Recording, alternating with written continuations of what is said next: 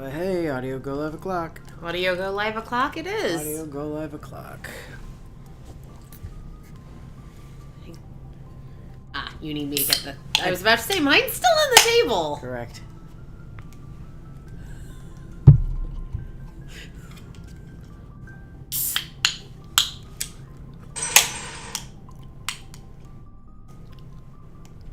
Oh, fire's first.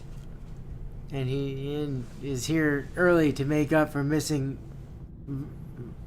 Not how you spell Vermeer, but... Not terribly far off. Hold a second while I go get the recap. I mean, there's a distinct possibility we could potentially finish things. Theoretically.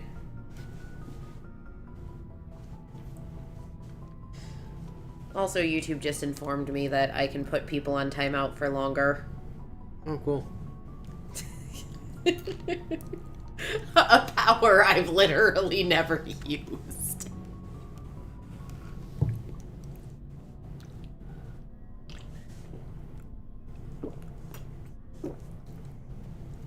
Oh, that reminds me. I assume Sarge sent you this message too, right? Nope. Whatever it is, the answer is no.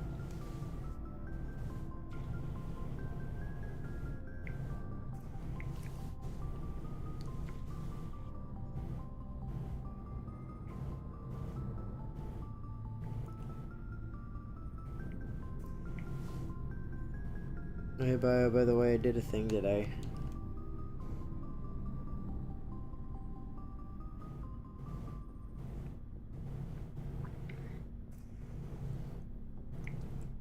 Let's see.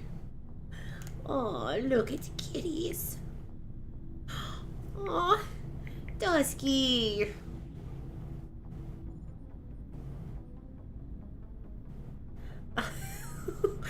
And then all the Kit Kats on the table.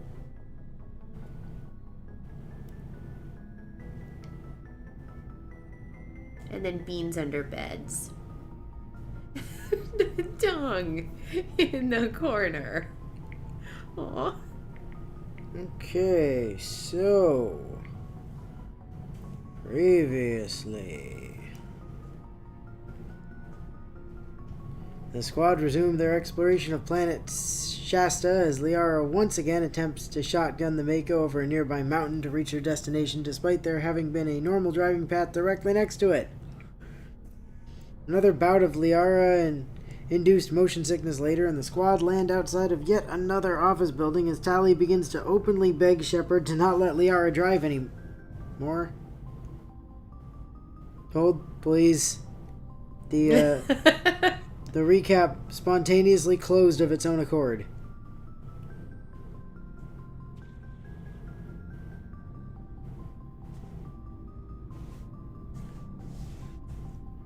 Let's see. As a point of reference, the pre-Vermeer portion of last stream, which is to say the first hour, is only around a seventh of the recap. Oh, dear God. Why am I suddenly terrified of what the recap is? I mean, Bio did mention that he ended up having to stop taking notes before Vermeer for reasons. So, okay. Take two. The second Hank-filled office building is quickly emptied out with a few casts of Singularity and a lot of bullets, so its bountiful crop of random shit Shepard doesn't need that can be sold for more money she definitely doesn't need can be harvested. With two office buildings now having been looted, the squad begins to make their way to what's probably going to be a third office building at this point because modeling is hard. A very aggravated Shepard goes out of her way to make sure Liara doesn't take the wheel this time so that they can manage to drive somewhere without her and Tali wanting to die for once. Unfortunately, this plan doesn't end up working out as Shepard quickly gives up on finding a path to the next point of interest after accidentally driving back to the first office building again. After Shepard reluctantly hands control of the Hex Bug back to Liara because she can't figure out how she's meant to drive anywhere on this planet, she and Tali quickly grow to regret this decision when Liara, of course, takes the Hex Bug's name too literally and starts crawling up mountains again. Once Liara is finally done making everyone sick again, she eventually manages to crawl her way up the canyon they were in to reach the final point of interest that, surprisingly enough, didn't end up being a third office building. The science facility, located at the top of the mountain range, turns out to, unsurprisingly, also be full of Geth Hanks like everywhere else on this planet, which are once again taken care of with a few Jedi party tricks.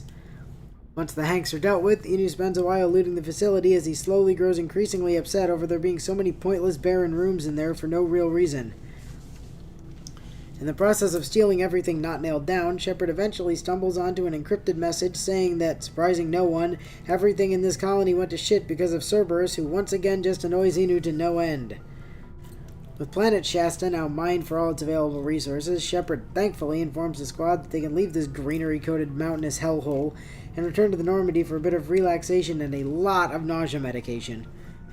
Once her stomach finally stops trying to leap from her throat, Shepard leaves the medbay to go check the Normandy's equipment vendor and find some shiny new pieces of gear for everyone, including a new set of human heavy armor that she buys solely because she isn't good with money. When questioned why she bought such an expensive piece of armor that she can't even wear, Shepard attempts to justify her unnecessary purchase by saying at least Ashley can use it, which in itself is proof of how bad her spending habits are, only to realize it's markedly worse than what Ashley was already wearing. Shepard then tries to return the unused armor back to the ship's merchant, only to end up buying nearly everything he had in stock, because she was too embarrassed to see that she wasn't on the sell menu at the time. Now desperate to get out of the situation she found herself in before anyone else notices her mistake, Shepard decides to fly back over to the Citadel again to distract everyone with a shopping montage, dragging Ashley along with her so she can't tell anyone about the armor mishap, and also Rex as well to make sure Ashley keeps her mouth shut. Shepard then begins working her way down the list of Citadel merchants to see what they have in stock.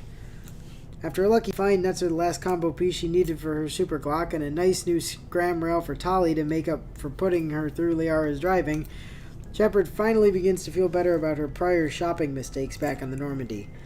This feeling is short-lived, however, as upon inspecting the final merchant's inventory, Shepard ends up impulse buying a set of Krogan medium armor for the heavy armor-wearing Rex on the grounds that she wasn't sure what he was currently wearing and didn't want to just look over her shoulder to ask him at the time, with her urge to nuke the Citadel at an all-time high out of sheer embarrassment for repeating the mistake again. Shepard then immediately grabs Rex and Ashley by the shoulders and runs off back to the Normandy before she ends up doing something even her Spectre status can't get her out of.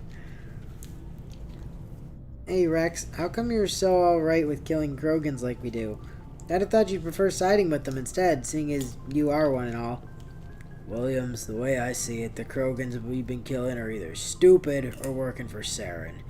Killing the stupid ones is doing them a favor, and killing the ones in Saren's pocket is doing the galaxy a favor. You're so goddamn cool, Rex. This random elevator conversation will likely be important later.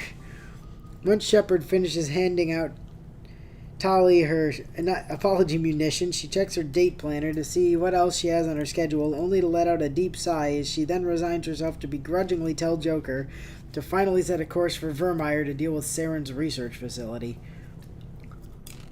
While Joker is busy prepping the Normandy to unlock from the Citadel, Bio realizes that he'll need to write the entirety of the notes for Vermeer, otherwise known as the single most narratively dense planet in the game, in post, because he was called away to eat dinner right as the Normandy took off. Whoops. There's a good chance we'll be here for a while. Upon making it to Vermeer, Joker ends up having to pull some quick thinking to avoid the facility's anti-air cannons, and much to Tali and Shepard's annoyance, hot drops the Mako onto the surface so the squad can deal with the huge guns. Shepard makes absolutely sure she takes the wheel first, and much to Liara and Tali's resigned exasperation, only drives about 50 feet before she begins to use the Mako's giant fucking cannon to compulsively blow up some harmless Star Wars crab droids. After then using the Mako's giant fucking cannon to shoot through a miniature army of Geth rocket troopers with ease, thanks Legendary Edition, the squad hops out to go deal with some errant red dots on their radar, only for Shepard to once again get a headache from having to deal with some Geth Spider-Mans. After further using the Mako to blast their way through several Geth armatures and multiple Geth colossi at once, no, seriously, thank you, Legendary Edition, The squad successfully find the controls for the AA cannons and shut them down so Joker can land the Normandy at the nearby Solarian base without getting exploded to shit. After somehow managing to face tank a direct hit from a fucking Geth Destroyer's rocket launcher without it even making it through the entirety of her shields, Super Barrier wasn't even active at the time, and Shepard's current armor set is only rank 8, so that should tell you how fucking solid the Colossus armor actually is. Shepard manages to shut off the rest of the doors, keeping the Hex bug out of the Solarian camp, so the squad can go meet up with the others from the Normandy. Upon making it to the Solarian camp, Shepard is greeted by the sight of Ashley and Karth, who for some reason elected to enter an active combat zone with their basic armor on instead of the good shit we gave them. Talking to Captain Kirahi of the Solarian Special Task Group about what he's been doing down here. Alright then, so now that we're here, what are we doing? What else? We wait for the rest of the reinforcement fleet the Council sent alongside you. Oh, shit, we were supposed to bring those? Maybe you should have let the Council actually finish telling us what was going on down here before you hung up on them, Commander. Yeah, I could do without the sass, Karth. Thanks. With Kirahi now understandably trying his hardest to not shit himself over the news that there's no reinforcements coming, he goes on to explain exactly how fucked the situation is by informing Shepard that Saren has somehow managed to find a cure for the genophage and is now breeding an unstoppable army of Krogans to curb stomp the entire galaxy. A nearby Rex, who also isn't wearing his good armor for some reason, just so happens to overhear the worst part of this conversation possible, and rather understandably starts to get pretty heated over the idea that Kirahi's going to blow up Saren's research facilities to prevent the genophage cure from getting out. Kirahi does have some very well-founded reasons for doing so, but still not something you'd want to hear if you're a Krogan. Rex quickly storms away from the conversation because who wouldn't, and even despite Shepard's numerous assurances that she trusts Rex to not start anything, Ashley can't help but not so subtly mention that she doesn't agree with that assessment and will probably just try to fucking kill him if she happens to think Rex isn't calm enough for her liking. The actual fuck, Williams. Having heard from Kirahi that there's a vendor nearby, Shepard begins scouring the camp for potential shop licenses when she suddenly begins to hear the blasts of a war crime shotgun going off as Rex starts to relieve some stress by Genova conventioning. Was that supposed to be Geneva, or did you mean Genova? The local space ducks. With a shiny new shop license now in hand, Shepard figures it would probably be a good idea to go ask Rex how he's doing, before everyone in the camp ends up going deaf from the repeated shotgun blasts. As Shepard approaches Rex, the mood immediately becomes incredibly tense as everyone but Willow shuts the fuck up as they wait to see how she ends up handling this minefield.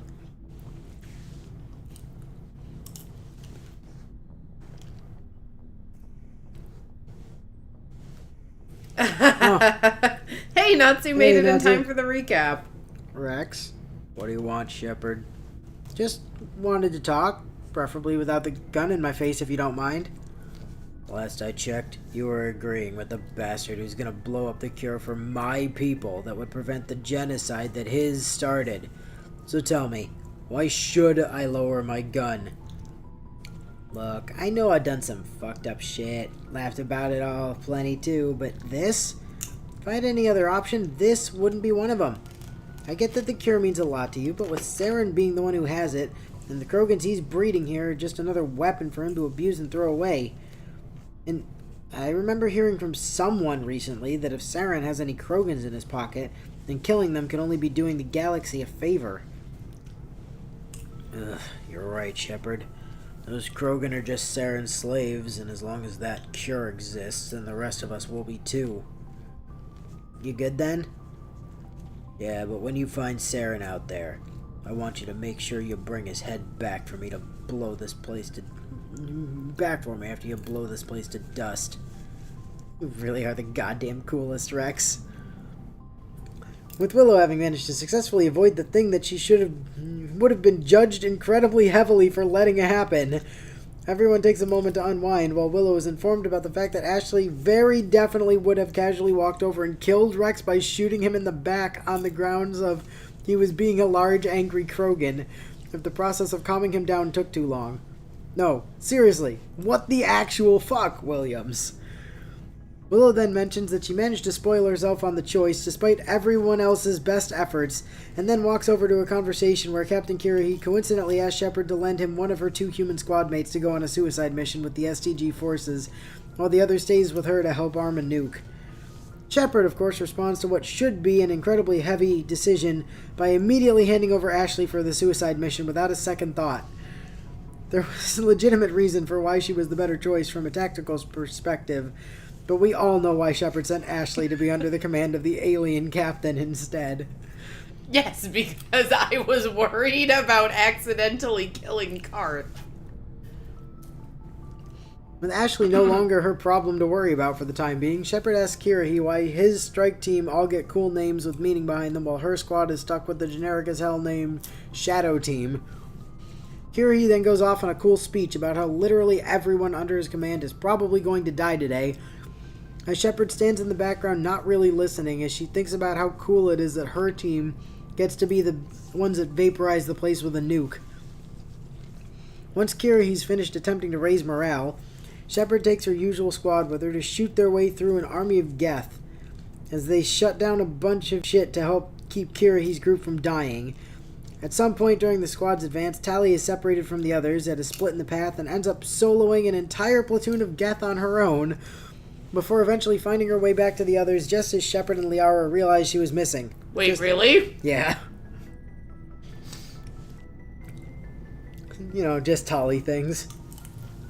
The squad then push their way up to the research facility's satellite uplink tower, and Shepard ends up having so much fun launching a nearby Krogan into space with her Jedi powers that she kind of forgets to disable the tower on her way by. Continuing on their way towards the facility, the squad shoots their way through another half-dozen Krogan as Inu and Willow realize how absolutely trivial they've become to deal with at this point. Come on, Tali, why are you hiding behind boxes like that when you can just run up to the enemy's face to shoot them? Because unlike a certain someone, I don't have access to a basically impenetrable biotic super barrier. Well, not with that attitude, you don't. What is that even supposed to mean? Shepard continues telling Tali to just use the Jedi power she doesn't have to be better at not dying, Fivehead, and ends up getting jump-scared when she's suddenly interrupted by a message box congratulating her for blowing up a bunch of flying Geth drones she stumbled into on accident. The squad then wander around for a while, wondering what they're meant to do next, until Shepard suddenly remembers that she forgot to disable the uplink tower before because she has the attention span of a gnat. Once Liara and Tali eventually manage to herd a directionally challenged Shepard back to the uplink tower, they successfully blow the thing up and begin making their way towards the entrance of the research facility. After blowing up another dozen or so Geth jobbers who thought a few hexagon shields would be enough to save them, the squad stop just short of entering the facility when they find a security console that gives them the choice of either making their trip through the facility less difficult for themselves by cutting the security alarms, or making it marginally easier than that at the expense of losing out on additional combat experience and getting Kirrahe's entire group fucking slaughtered by redirecting the security guards to their position instead. Electing to go with the first option because why the fuck would you even consider the second one? The squad finally enter the facility, only to surprisingly find themselves getting shot at by a group of Solarians that are labeled as indoctrinated, in addition to the usual Geth jobbers.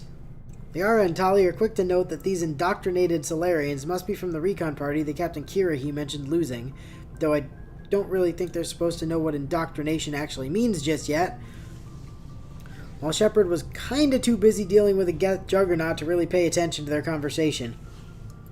Once Shepard finishes soloing the Juggernaut because the others are too preoccupied to notice it, the squad continues further into the facility only for their advance to stop dead in its tracks when Inu and Willow both hear a bunch of captive Solarians being held in a lower area of the room they were crossing through.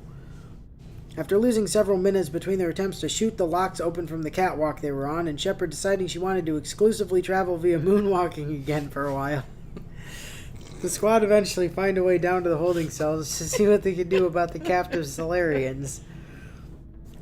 Upon approaching the cells, one of the Solarians introduced themselves as Lieutenant Ganto Imnes, and after having his hopes of incoming reinforcements shattered just as thoroughly as Kirrahe's were, Ganto helpfully explains that some of the secret shit Saren was up to in the facility was actually way worse than the bad shit we already knew about. Having found Ganto's explanation about the indoctrination process Saren's been using to turn people into mindless slave husks, which are legally distinct from Geth's own slave hanks, to be sufficiently useful for her, Shepard decides to let him out of his cell so that he can get to outrunning the incoming nuclear blast on foot. It's at least a better chance of survival than he had being locked in the cell, but still.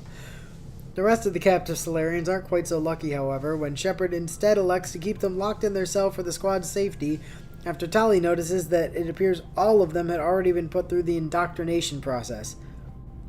So these ones already got out through the indoctrination process, huh? Sounds like they aren't our problem as long as they stay in here. I suppose you are right. It's certainly safer that way, but I still prefer we put them out of their misery so they don't need to spend the rest of their lives like this. Ah, silly Tali. We don't have to waste time mercy killing them. That's what the nuke is for.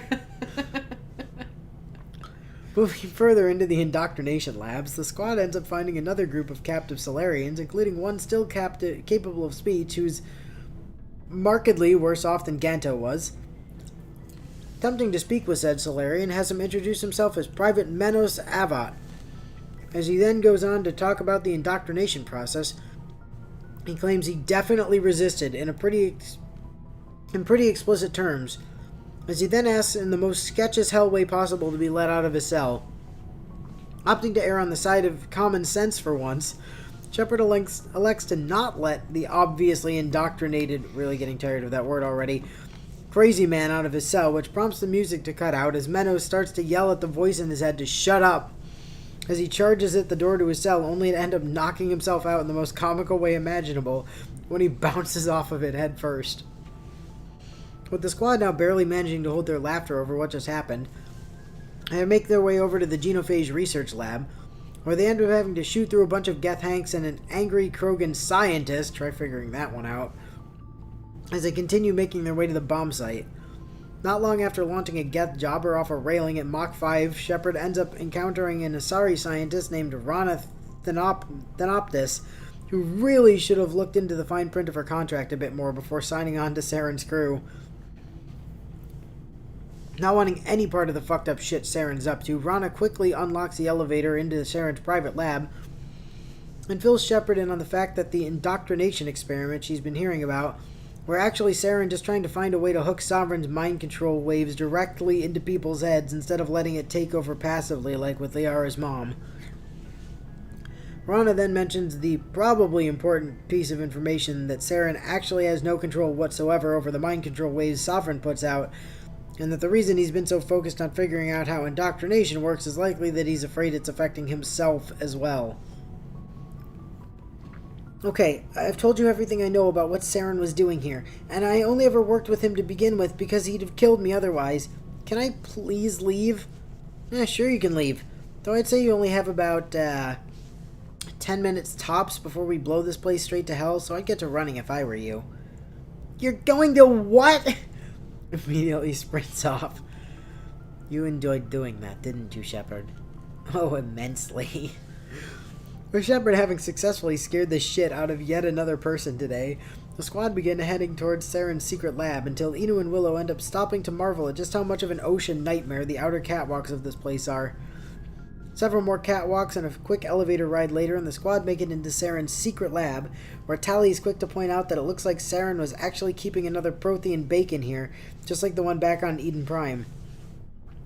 Quickly realizing that Liara would probably sprint over to the thing and get her brain fried if given the chance, Shepard sighs to herself before running over to turn the thing on and promptly gets even more nightmare-inducing Prothean data beamed onto her skull that definitely won't help with those nightmares she definitely hasn't been having every night from the last 2 times this happened to her.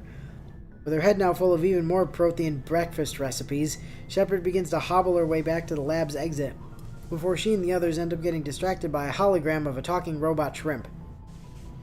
Tali wonders if this weird shrimp is some kind of VI assistant, before several minutes of it insulting the squad for fucking with stuff they probably shouldn't have leads Liara to the conclusion that it's pretty safe bet that it isn't in fact a VI. The spooky robot shrimp then introduces himself as being Sovereign itself, which quickly leads to Shepard piecing together that it isn't actually a Reaper ship, like they assumed it was, but an actual fucking Reaper itself. Hold the fuck on here, aren't you? You aren't just a ship. You yourself are actually a Reaper, aren't you? Reaper is what the Protheans called us, yes. We personally believe that what you call us is irrelevant, as you will all be destroyed regardless. Wait, but the Protheans all vanished 50,000 years ago. It'd be completely impossible for you to have been there. Liara, we are talking to a giant robot shrimp right now. Now, keeping that in mind, do you think you want to maybe rethink what you just said? Oh. With an embarrassed Liara now sitting in the corner, Sovereign continues his exposition dump by saying that the cycle of the Reapers rolling in to wipe out entire civilizations on a galactic scale has repeated numerous times over the course of history, and that it was actually the Reapers who originally built the mass relays and the Citadel instead of the Protheans, as was commonly previously believed. When questioned about why the Reapers even made that stuff for people to find and use, Sovereign basically just says they did it on purpose to guide the evolution of near every sufficiently advanced species down the same path as the ones from the previous cycle, so that the Reapers could come in and wipe them all out. When questioned about whether there's more Reapers out there aside from itself, Sovereign basically just answers with the standard "We are Legion" response, which will be pretty funny in hindsight way later on. Before saying that there's so many Reapers waiting out in deep space that the galaxy is just straight fucked once they decide to roll in. Do what you will. There's no hope for you to defeat us, so your doom will be inevitable. Yeah, well, you're just a machine, and machines aren't real people, so you aren't even a real person, so take that. Wow, Shepard. After all of the things you said about us Quarians over us killing the living machines we made, now you say machines aren't people, so I don't care what you say? It may surprise you to learn that thinking of cool things to say to civilization-ending monsters is actually a lot harder than it looks, okay, Tali? Now more than done talking with what basically amounts to ants, Sovereign logs out of the conversation and proceeds to do a series of impossibly sharp turns to fly off in Shepard's direction, which, rather understandably, causes Joker to lose his shit and call up the squad to inform everyone that they need to fucking run now! With this fresh shot of motivation to complete their mission and get the fuck out of here, the squad heads back up to the main facility to do the thing they actually came here for in the first place, only to end up, unsurprisingly, running into a large amount of resistance on the way. It's at this point, while shooting their way through several Krogan at once in a tight corridor, that Inu and Willow both wonder just how many dozens of extra times they'd have died by now if it wasn't for the fact that they chose to make Shepard be practically immortal instead of just making her be slightly better at certain Jedi things she already did pretty well beforehand. You're welcome. The squad then blow up another group of Geth so they can shut down some turrets that were giving Kirahi's team trouble, and Bio takes some time to dunk on Fallout 3's Fox for using his super genius intellect to determine that it's your destiny to walk in there, turn the thing on, and immediately die from radiation poison, when Fox himself is entirely immune to radiation. Yeah, I know they eventually fix that, but it doesn't change that they made you pay real-world money to just unlock the option to point out to the literal super genius that he's immune to radiation while you aren't. After a few more bouts of combat, the squad eventually makes it to the bomb site, just in time to see Joker fly the Normandy in to drop off Karth and the nuke, which looks strangely similar to a Star Wars droid for some reason. Right as Ashley calls in to say her suicide team is kind of fucked at the moment. Karth, being the good dude he is, and also knowing that Shepard probably wouldn't go help Ashley without a bit of prodding first, says that he's going to need a few minutes to prep the bomb anyway, so Shepard will have plenty of time to take the squad over to sort out the mess Ashley got stuck in. Knowing that time is of the utmost importance, Shepard ends up walking back and forth around the bomb site for a couple minutes, because she couldn't remember which of the two doors it was that the squad entered the area with. She definitely wasn't just trying to stall or anything like that. Once Liara and Tali eventually see through what Shepard was doing, they quickly drag her over to the correct door, or they then end up casually vaporizing another bunch of Krogans on their way to the elevator they need to reach the tower Ashley's pinned down in. Not long after stepping off the elevator, however, the squad is quick to note the gigantic Geth dropship that suddenly flew over their heads towards the direction go, that suddenly flew over their heads towards the direction of the bomb site, I imagine that's supposed to be, and realize that's probably going to be an issue right before Karth calls up to let them know it is in fact an issue. With the bomb site now swarming with Geth reinforcements, Karth, much to Shepard's immense horror, makes the executive decision to set us up the bomb to make sure the approaching Geth won't have a choice to disarm the thing before it blows up, which in turn presents Shepard with the choice. Karth, the actual fuck were you thinking? It was the only way to keep the Geths from preventing the bomb going off, Commander. Now get over there and help Williams. Screw that, we can handle ourselves, so go. Well, you heard her, guys. Nothing to be done about it now. So let's get back there and help Karth out. Commander, what the actual fuck? Click. With the choice now made, for as much of a choice as it ever actually was, the squad rushed back to the bomb site to save Karth's ass, only to find out he kinda wasn't exaggerating the scale of the problem that came his way, when it turns out that Saren had been so worried about the nuke going off that Saren himself personally showed up to make sure it wouldn't happen. Shepard then does the smart thing of unloading several rounds from her super Glock into Saren's chest, only to finally learn for herself how other people feel when they try to shoot her, only to have their bullets harmlessly plink off her super barrier. Saren then uses this moment of shock Shepard is experiencing to initiate a philosophical debate with her about how the Reapers are going to just kill everyone anyways. So the smart choice is obviously to just surrender to them first and volunteer to be useful slaves so that they might be spared instead. Seriously, that's your plan. I only talked to that big robot shrimp you call a boss for like 5 minutes, and it was enough to make it pretty damn clear he's just going to kill everything no matter what. See, this is why I never came forward to the council with this. We organics are driven by emotions instead of logic, and we organics? You're basically just a face stretched across a robot's skull at this point, so I don't think you really qualify to say that anymore. You're basically like RoboCop if RoboCop were an asshole. What the hell is a RoboCop? As at this point, while Saren continues monologuing about his genius plan, that Shepard looks at her watch as she begins to wonder how long Karth actually set the bomb timer for, and after asking him about it, she's met with the response of, well, I sort of had the feeling that someone was probably going to make a grandiose speech or something on your way out, so I wanted to give it a bit of leeway just in case, Commander. Her curiosity now satisfied, Shepard turns her attention back to Saren and figures out now would be a good time to point out the obvious, and that there's somewhere around a 99% chance that Saren is already an unwitting mind slave that's under Sovereign's control without his realizing it, which is kind of the entire point of how indoctrination works. This naturally causes Saren to go off on a defensive rant about how he'd definitely know if he were a mind slave, so clearly he isn't one yet, as he then instantly knocks Liara flat on her ass in an effort to make Shepard stop stating such obvious points of basic logic. Now having realized that she actually hates knowing the feeling of having her bullets blink off of people she's shooting at, Shepard decides that she's going to demonstrate to Saren just how big of a fuck-up it was to pick a fight with an immortal time god, as she proceeds to freeze him in place with her super stasis and depletes his entire health bar in the span of 14 seconds by repeatedly unloading her super Glock in his face.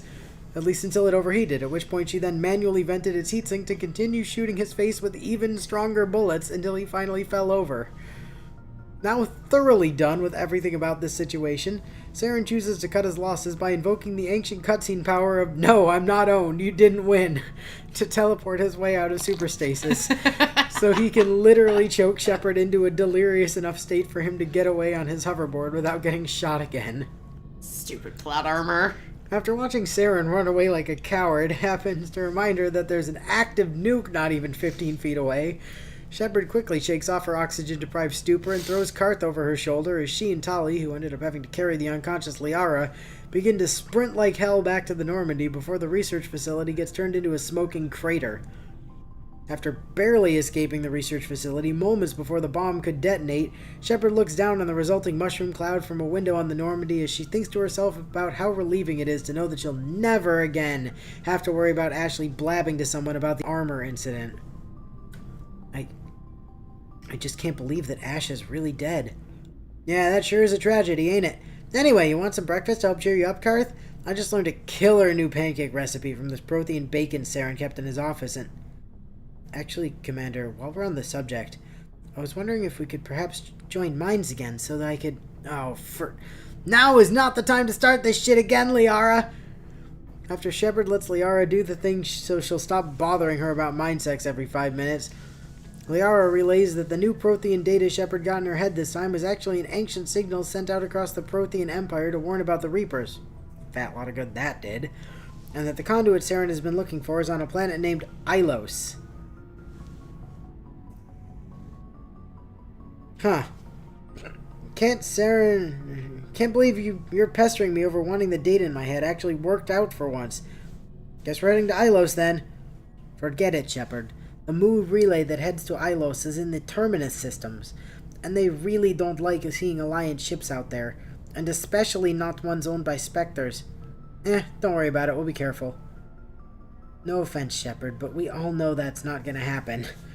Oh, come on, Garrus. What's the worst that could happen? It's not like anyone's gonna die. Everyone turns to glare at Shepard. Alright, I guess that was a bad choice of words, considering. Once the data share feedback finally catches up to Liara and knocks her onto her ass again, Shepard takes a moment to annoy her by repeatedly asking if she's okay in a mocking tone to get back at her for the constant pestering over wanting to see the tell him Prothean to do data that. in I would Shepard's just head. like to let the record show I did not ask you to do that at any point. You did. I didn't. You did. No, I did not. You didn't mean to, but you did. Because I hadn't read the actual responses, and you listed one of them, which sounded a lot like, yes, please ask her if she's okay again. No, that's you not reading, not me miscommunicating. No, it's definitely you miscommunicating. I choose to believe that. Ha! Bio's on my side. Bio says, yeah, that was on Inu's inability to read. No, it wasn't on my inability to read. It was on my decision not to. It wasn't that I couldn't read, it's that I hadn't bothered to try. He admits fault! However, Willow still should have been clearer. It's her fault. At the end of the day.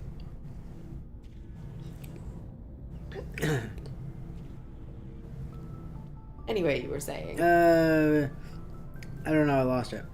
Shepard then helps Liara back to her feet and begins walking her to the medbay just as Joker calls in over the intercom, wondering if Shepard wants to call out the Council to warn them about the myriad of galaxy-ending horrors they just learned about from Sovereign. Shepard, of course, says that those assholes can go fuck themselves since they wouldn't believe anything she tells them about Sovereign or the Reapers anyway, and goes back to helping Liara get to the medbay as Joker, in what has probably been the single most correct thing anyone has said this entire game, remarks, "Yeah, Sovereign will be sitting on the Citadel's roof before those bastards would listen to us." With Liara now in the medbay, resting off the data transfer hangover that she's stuck with, Shepard heads back down to the cargo bay to see what the ship's war crime vendor has in stock, and is shocked to discover that basically everyone from Kirahi's strike team, except for Ashley, made it out of that mess alive, and are now chilling in the cargo bay next to Rex. It's genuinely almost comical just how perfectly this turned out. Kirahi then thanks Shepard for getting him and his people out alive, and upon his mentioning that Ashley's sacrifice is one that has granted humanity a great deal of respect from the Solarians, Shepard ends up nearly choking to death as she forces herself to say nice things about Ashley in an effort to not ruin the moment. And the session finally ends with Shepard making plans to talk with the rest of her crewmates who aren't dead now, aka the cool people she actually cared about, before heading off to the Citadel to drop Kirahi's people off while she does some more shopping. In other news, in chat, Fire says, well, we've all known Inu can't read since Fate, which he follows up with, seriously, I swear half the time you just made up your own sentences. Listen, what's the point of reading the sentences that are there? That's less fun. Just make ones up. It's fine. I think I've been, mostly better about it with Mahoyo, but I do still keep, anticipating words that aren't there.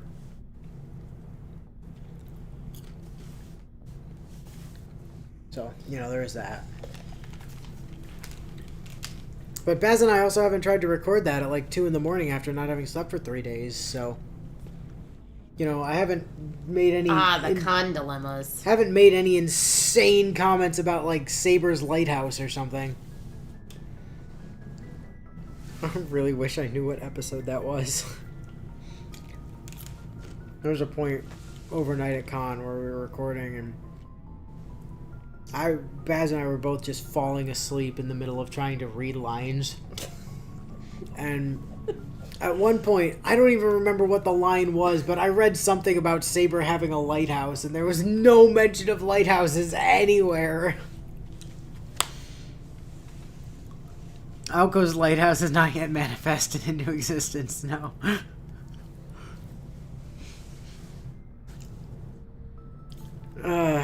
Maybe Alco won't get a lighthouse. Maybe she'll get, like... Fire says he wants to say it was an UBW, but don't quote him. I wanted to thank you. Thank me? What for, Garrus? Killing Ashley. For everything. Taking me with you, letting me be part of your team. I've learned a lot. I've thought about what you said, about eliminating the threat immediately, regardless of the cost. You were right. You were right about Dr. Saber, too. Killing him is the only solution. This way, we'll know we'll never hurt anyone again.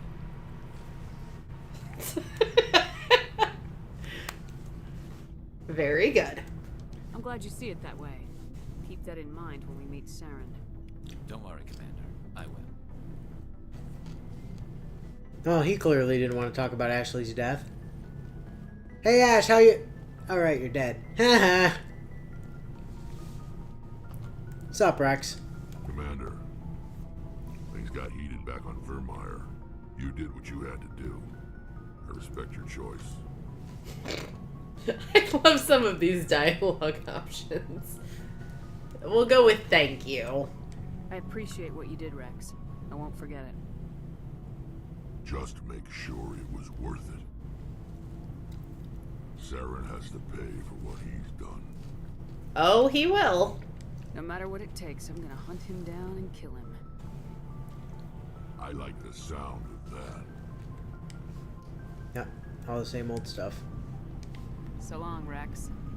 Shepard. Shepard. Yeah. He also doesn't want to talk about Ashley's death. You know who almost certainly does? Tali. Karth. No, Karth just wants to bang. Hey, Shepard. You need something? Evidently Apparently not. I should go. See you Tali later. just has no comment on the situation.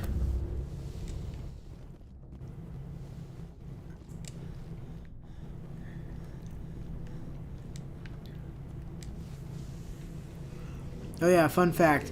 If you had too low charm or intimidate and skipped his quest to find his armor, it's entirely possible to have the only option being for Rex to eat shit. Yeah, there are situations in which you are just forced to have Rex die without not even having the opportunity to try to talk him down. That's why I said that armor thing is like the only actual loyalty mission in the entire game. Why did I come up here?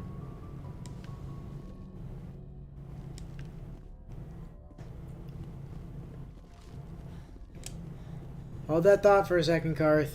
Be with you shortly.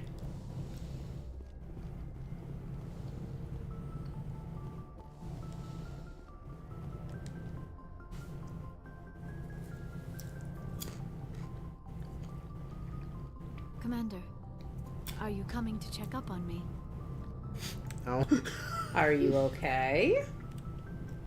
You look much better. How are you feeling? Dr. Chakwas assures me I am going to be fine. I was impressed with her knowledge of Asari physiology. I feel like we've had this conversation before. She's still the best. Were you okay, though? You're in good hands. Dr. Chakwas knows what she's doing. I've been thinking about Saren. I actually feel a little sorry for him now. Let's see. Don't. I'm gonna go with a Y. He's the last person I'd feel sorry for. He is trapped inside his own mind.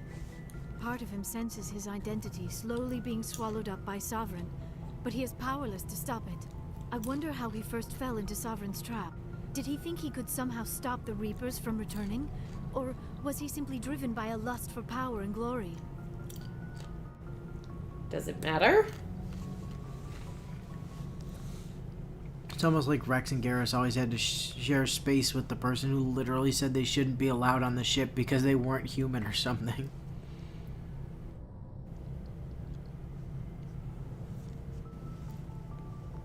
Yeah, Chakwas is pretty cool.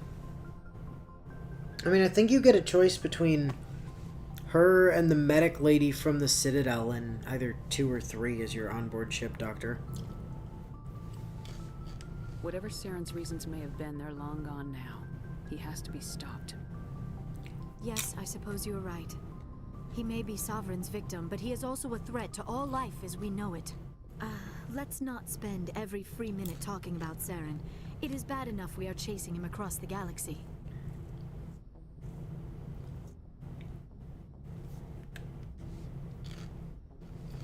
Okay, bye. Hey, Liara, real quick. Who the fuck is your dad? Goodbye, Commander. In 3.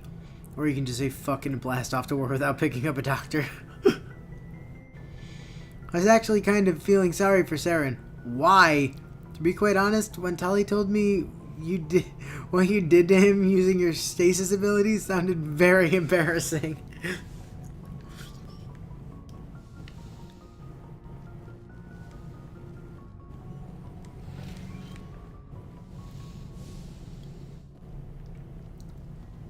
Alright, Karthikins. That was a very weird animation you did just there, buddy. Yes, it was.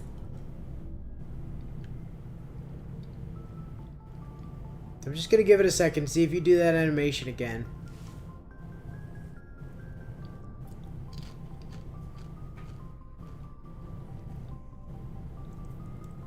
It's like, no, you called it weird.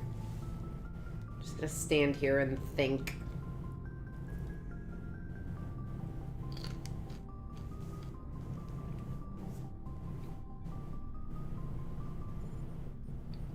We're so close now. When we deliver everything, the Council will have to mobilize around us. It will be a fitting tribute to Ash if we were able to rally everyone together under the Council.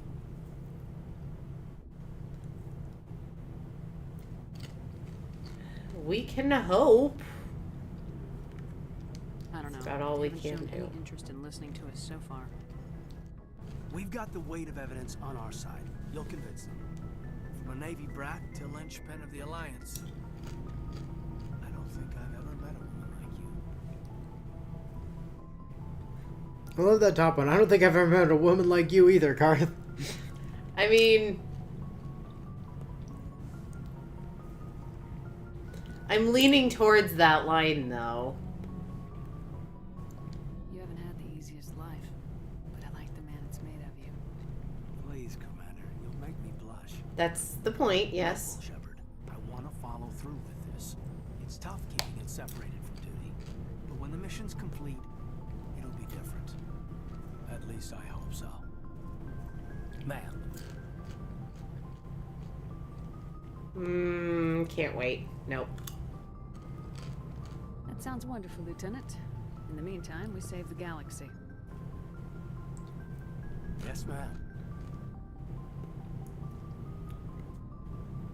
About Williams. I wanted to see how you're dealing with Ash's death. Dealing, ma'am. Sorry for anything I said back there. Adrenaline. I understand. I don't like losing people either, Alenko. I've served for years, but never lost a soldier under my command. Not to hostile action, anyway. If you don't mind my asking, how did you deal with the losses in Torfin?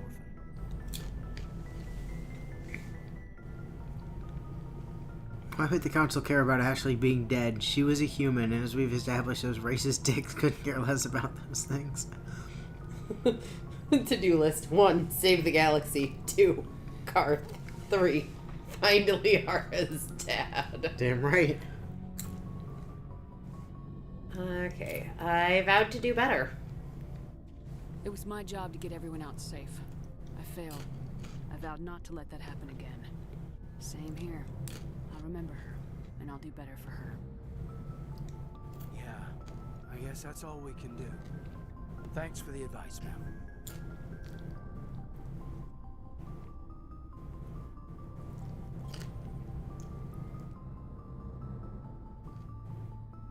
Have we done those other 2 options before? Yes, but they typically change. Alright, then after, let's go through them. after So, missions. personal input first. Just trying to get a sense of where the crew's at. Thoughts? I've wasted enough of your time for now, Commander. We'll have time for personal debriefings later. Okay, and tactical appraisal. What's your opinion on the last mission? Input? Hell, I don't know. We're fighting giant machines from outside the galaxy. Should I be afraid of them? Or in all of them? Anything so old, so intelligent.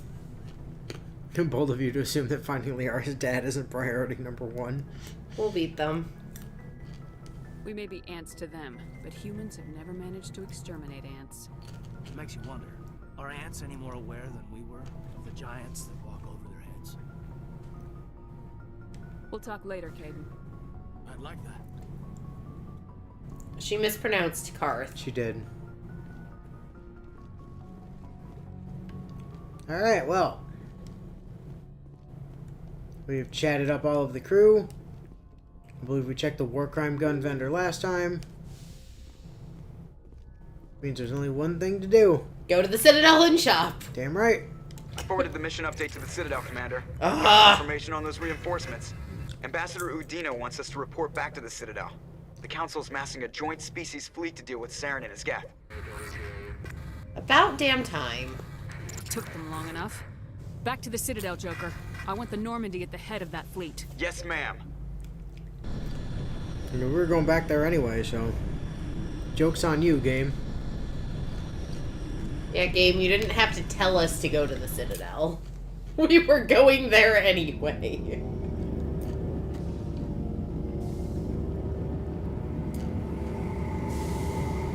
Biohumans may not have been able to exterminate ants, no. But that also doesn't stop them from wiping them out by the trillions in short spans of time. Good job, Shepard.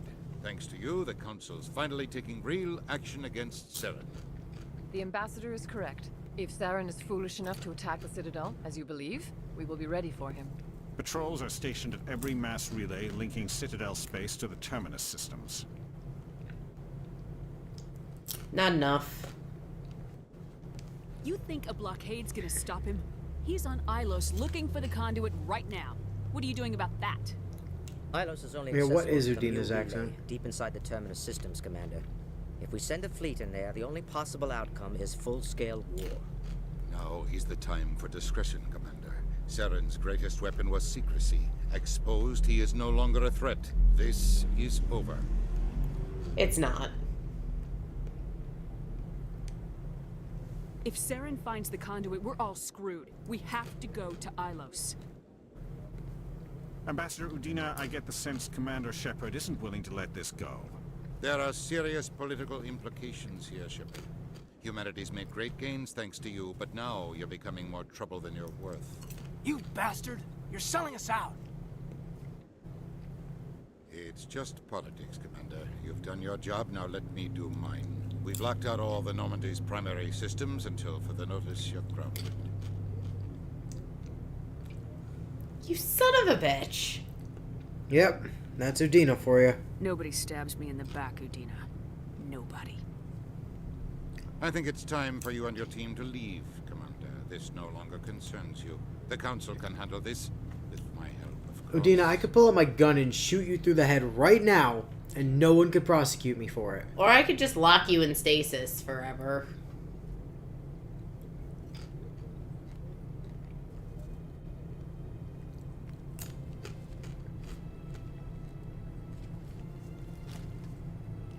Commander, are you alright? No, I'm sure pissed there's a way off. to appeal. We're under Alliance authority, after all, not the Council. I tried. No luck. Official channels are closed. They were quite clear about that. Closed. And we're supposed to accept that. So where do you think the best view will be when the Reapers roll through? If we have to sit it out, may as well get a good seat.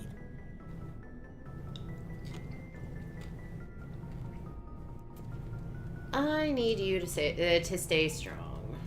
We're out of the game for now. I need you to be there while I figure things out. You know you can count on me, or any of the crew, Commander.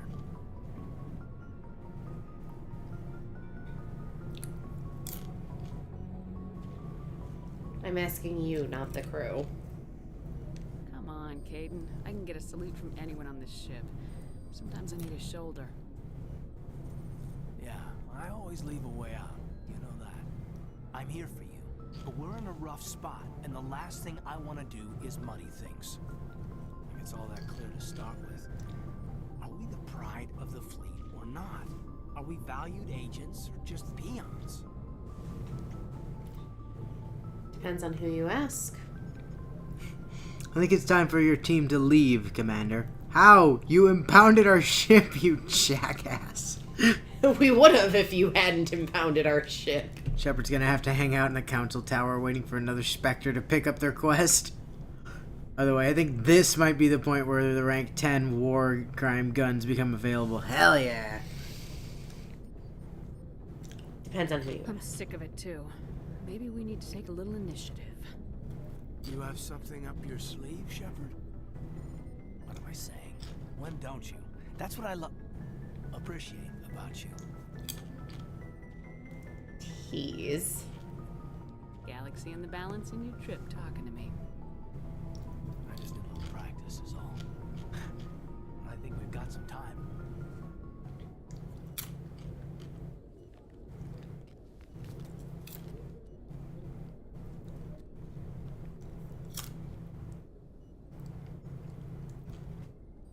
Sorry to interrupt, Commander. Got a message from Captain. Joker? Damn it, Joker! Ugh! Were you eavesdropping, you son of a bitch? Are you so spying on us? mad! Ugh! Just knew you were on the ship and figured I'd pass the message on. The captain said to meet him at Flux, that club down in the wards. Well, I guess you better go then. No, no! Damn it! God blocked by fucking Joker! Yep. Ugh! BioWare, why? Pressure with exterior atmosphere. Logged. The commanding officer is ashore. Exo Presley has the deck. XOXO the Normandy. I'm actually mad about, I'm really fucking mad about this. A Solarian excavation team has run into an unexpected problem after Why? a dig site. Hanar protesters have blockaded the dig site, claiming that artifacts of the Enkindlers, as the Hanar call them, should not be disturbed. The excavation team has appealed to Hanar Giga Chad Anderson to the rescue. If Joker doesn't get laid, nobody does.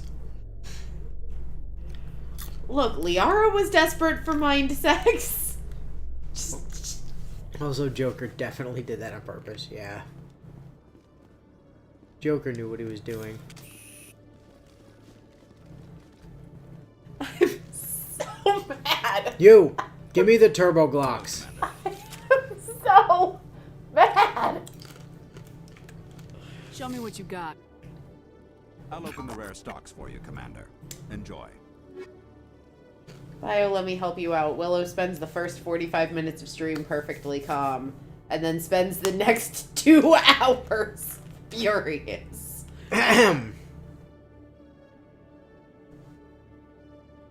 These guns cost over $1 million each. Oh no. For a turbo war crime sniper rifle, a turbo war crime shotgun, a turbo war crime assault rifle, and there she is.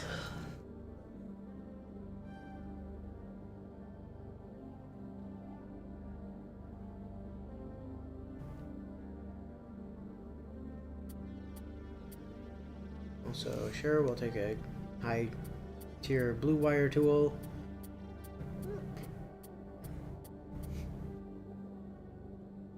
There's no licenses down here, that's unfortunate. Liara might be desperate for mind sex, but I'm pretty sure even she doesn't want what's in his head. Hey, I know I'm handing over war crime guns, but I just got a message on the terminal saying your war crime license has been blocked by Udina. Udina would too. Yeah. I mean, to be fair, that would have made sense. Why? You know you just pissed off Shepard, who already has time control powers. Why would you voluntarily let her buy even more war crime guns. Well, anyway. Jesus.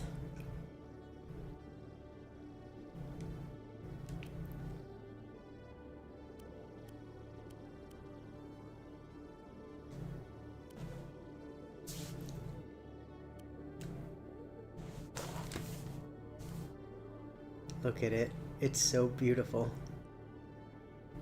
It does everything except accuracy better.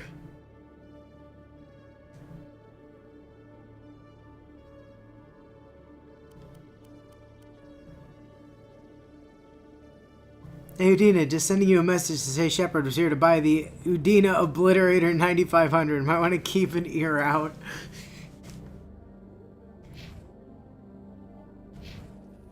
Hello, Commander. Now that Show me I've, what you like, got. handled that. I'll open the rare stocks for you, Commander. Enjoy. Anyway.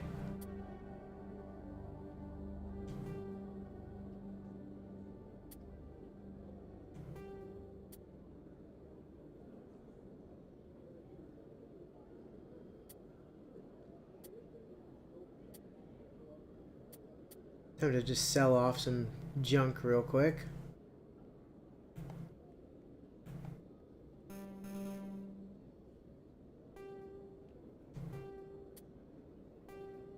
All of these non-war crime causing guns.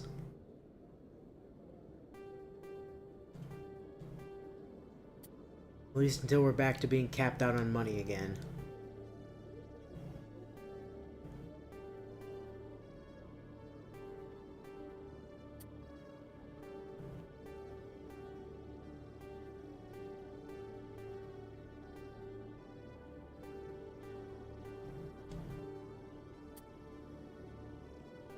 I'm pretty sure we're going to be able to accomplish.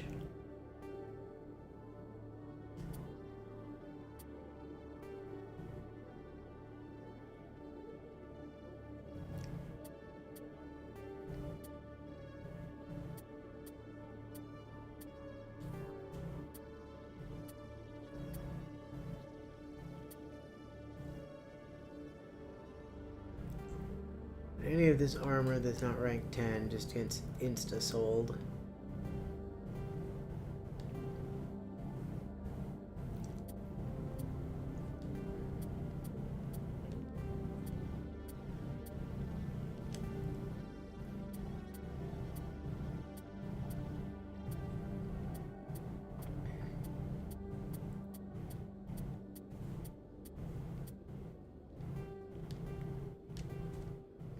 Ooh, almost. We're almost there. There we go. Back up to full.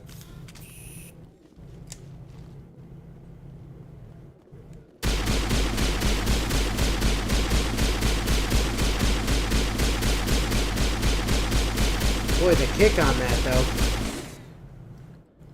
Yeah, not great. Like, also, gotta love the self-repairing walls. yeah. Like, literally, I am keeping that perfectly still, and it's just like, nah, man, I'm going up. Self-repairing walls. Alright, to the financial district to go see the Hanar.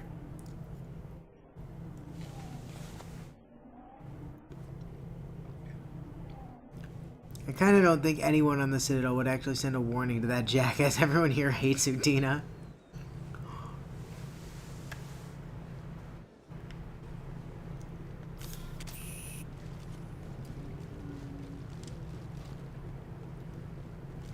Oh, Mr. Hanar. Commander, it is good to see you again.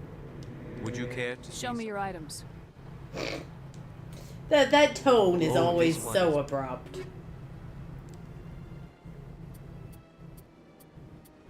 Okay, you don't have any new licenses for us. Back out and talk to you again. Commander, it is Show good. me your items. Oh, this one is pleased to do so, human. Let's double check You the will not- upgrades. Dabu!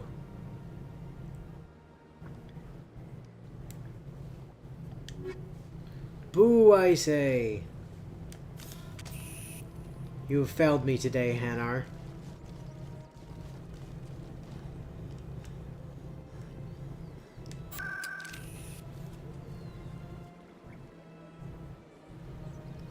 Not that this is worth the time checking, but...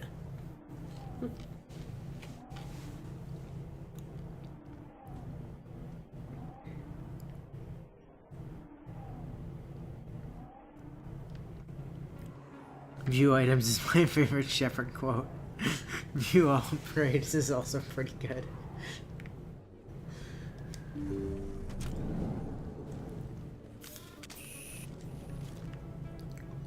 Yes, Commander. Is there something I can do for you? Let me take a look at what you have for sale. Of course.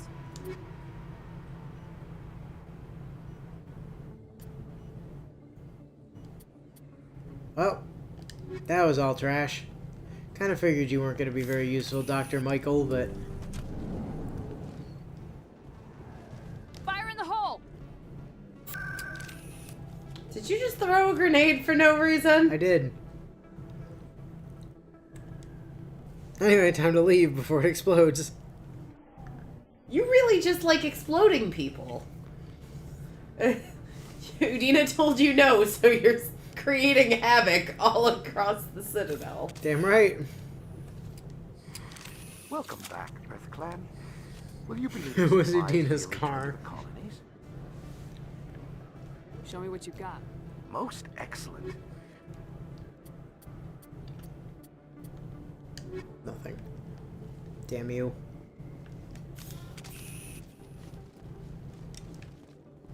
Hey, Morlin.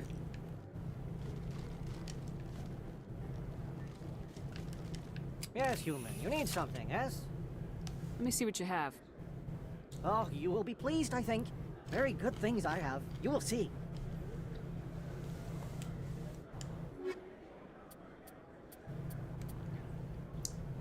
And yet again, nothing. What a shame. Shepard got put in lockdown, now she's throwing Molotovs to start a riot. As you do when you're in lockdown. Happened enough during the pandemic, nationwide.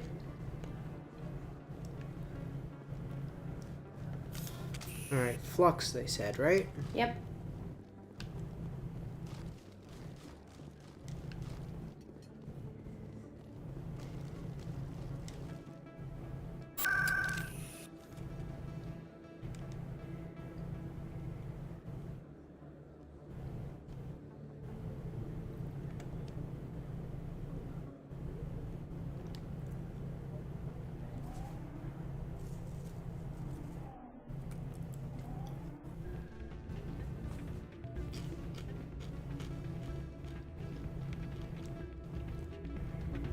Soldier, I've got a major situation, and I need help from somebody with humanity's interests at heart.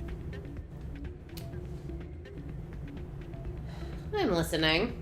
What kind of situation are we talking about? Of course, right to business. That's why humanity has the best damn fleet in the galaxy. My name is Elias Keeler. I'm an alliance negotiator. We've got a big session coming up with the Solarians. You wouldn't believe what's riding on this. I'm fighting for humanity on this one, just like you are. Cut the act.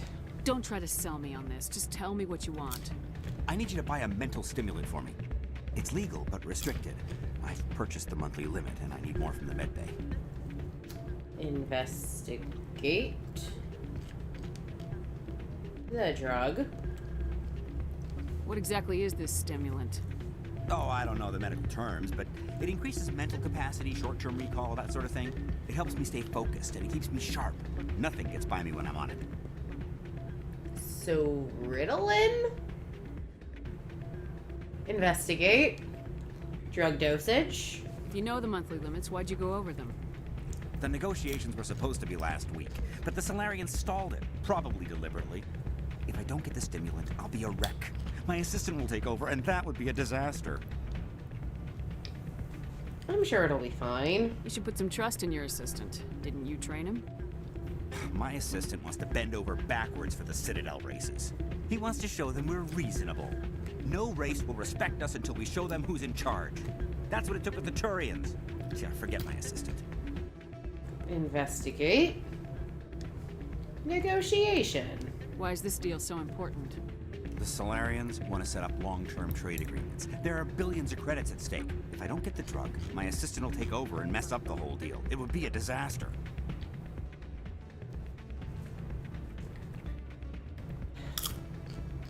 Have a little faith. I'm sure it'll be fine. You should put some trust in your assistant. Didn't you train him? My assistant wants to bend over backwards for the Citadel races. He wants to show them we're reasonable. No race will respect Clearly us his until we show them attention's who's in charge. struggling because we've had That's this what it took with the conversation. Turians. Yeah, forget my assistant. You're an addict. Keeler, you've got a problem. You need to get treatment. It might look that way from the outside, but this is just a one-time slip-up. All the top negotiators are on stimulants close to the legal limit. It's the way the game is played. Then the game's wrong. I don't see all the top negotiators soliciting help to go over the legal limit, Keeler. Maybe you're right. I've been trying to keep humanity strong, and maybe I've pushed myself too hard. I'll tell you what, this will be the last time I use the stimulant. After this deal is finished, I'll get treatment. No, you're going now. You won't be doing humanity any favors if you overdose during negotiations. Get help now. You don't understand. Humanity needs me, and I need that stimulant. Without it, I don't know anymore. I get so tired when I run out of the stimulant. I just need one more boost.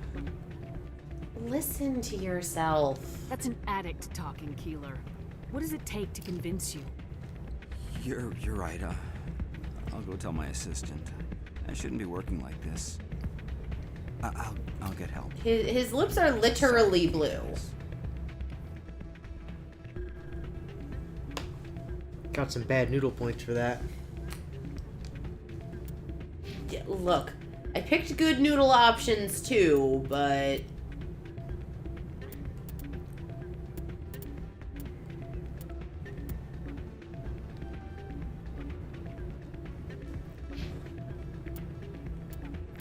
the game's just mad at me for telling it to do the right thing.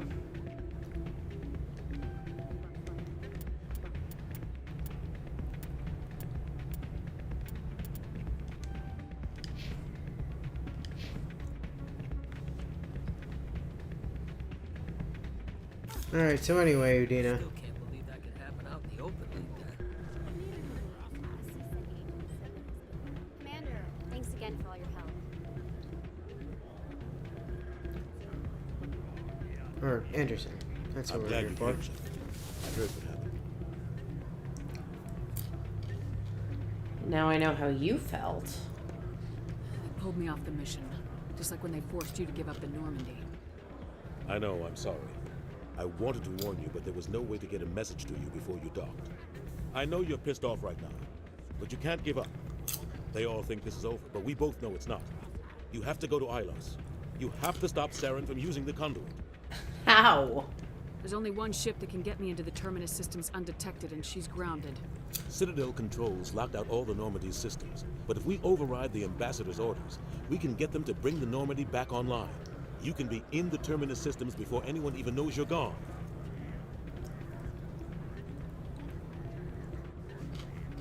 Tell me what to do. What's the plan? I can unlock the Normandy from one of the consoles in the Citadel Control Center. You'll have a few minutes before anyone realizes what happened. That is a restricted area patrolled by armed guards. How are you going to get in? Murder. Leave that to me. Just make sure you're in the Normandy when the systems come back online. Are there any other options? There's got to be a better way. Ambassador Udina issued the lockdown order.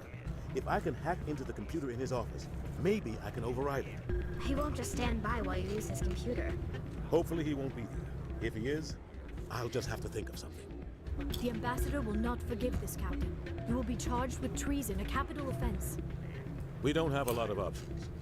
I break into the Ambassador's computer, or I take my chances with the patrols in Citadel Control.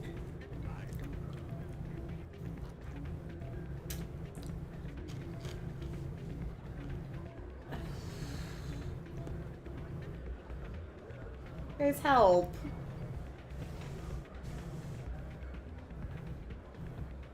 I need to show them humanity's the best. That's why I need to show up drugged out of my mind to try and match them. Telling people to stop being drug addicts is actually Satan's favorite thing. Weird how that works, isn't it?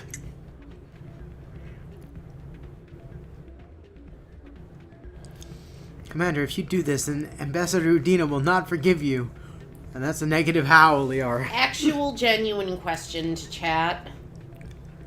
Does one of these options fuck him over less than the other? Like, actually, in terms of how things play out. Because I like Anderson. Yeah, he's only ever been like a cool dad to us.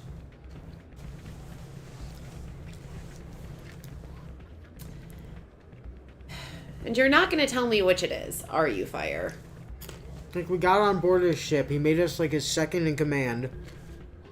Then was like, I'm gonna recommend you to be a Spectre. And then gave us his ship. Oh, I definitely think breaking into Udina's office sounds funnier. But I don't want anything bad to happen to Anderson. The office is pretty great, scene-wise. Okay, office it is. But if this choice results in me getting Anderson killed, I'm going to be mad at chat. Let me be clear about this. Anderson's fine. Don't worry about Anderson. You'll have a better chance if you go after the Ambassador's computer. I was hoping you'd say that. The Ambassador has made this personal. You ready to get the hell off this station, Commander? Yep. Let's do it. I'll take care of the lockdown. You get down to the Normandy and tell Joker to stand by.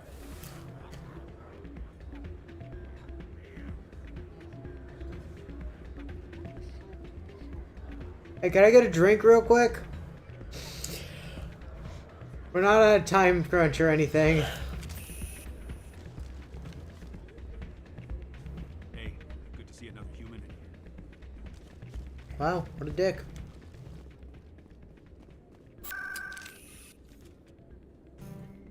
So anyway, CSEC.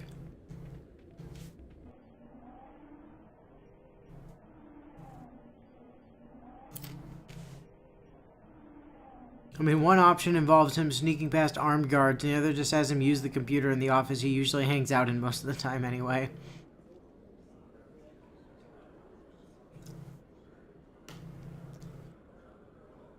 Also, if we'd sent him the other direction, he would have gotten shot.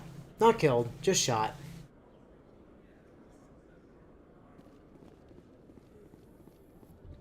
Presidium technicians are struggling to understand why a computer system catastrophically overloaded recently. Technicians are reportedly unsure of what caused the malfunction, or even what the system was originally designed to do. CSEC is investigating the possible vandalism or misuse of public property.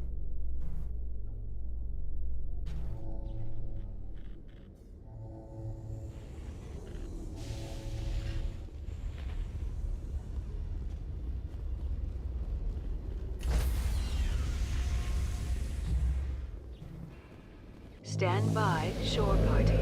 Decontamination in progress.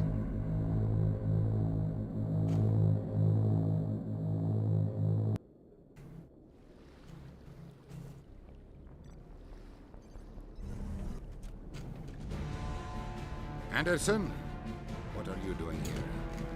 I didn't send... And it just walks in straight up, punches out Udina.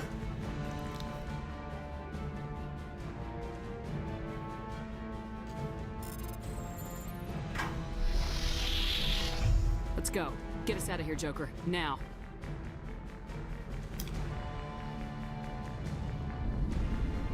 Why did Joker look super sketch for a second?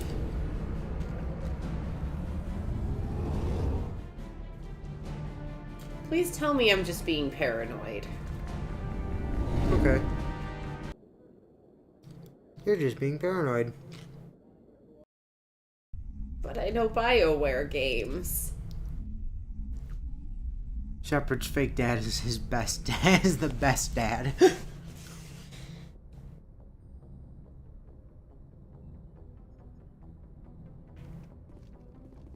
So anyway, I know they're like tracking us or whatever, but just 1 second real quick though. You see, we just gotta go check in with our war crime vendor and see if he's got any more super war crime Glocks for us.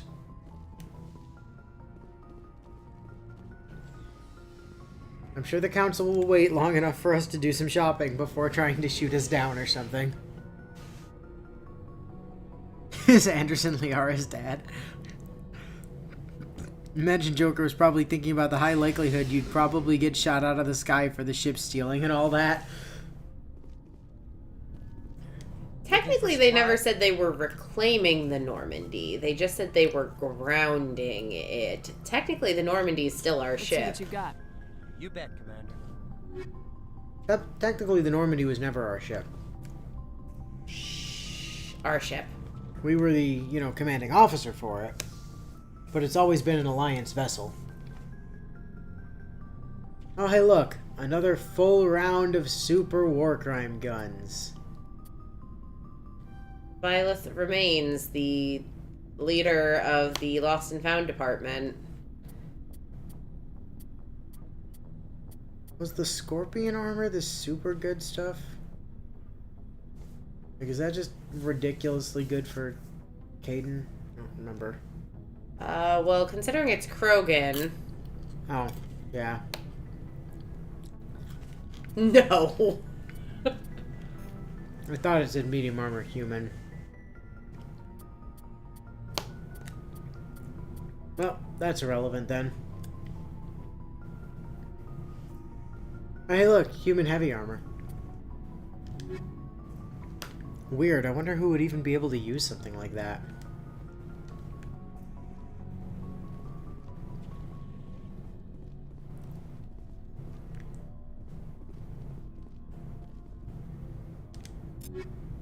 So, Tali, got you a little present. It's called a new war crime gun.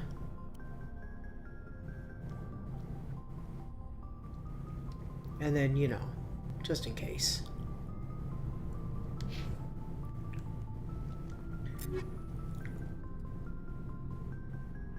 And then Liara, I don't want you to feel left out. Trust me, we'll get you proper war crime guns later, but you're pretty much Omni good with every gun, so... Or Omni not trained in all of them, so... Yeah. And then, hey, buddy. Got you a shiny new sniper rifle. So anyway, let's get out of here before the council get mad.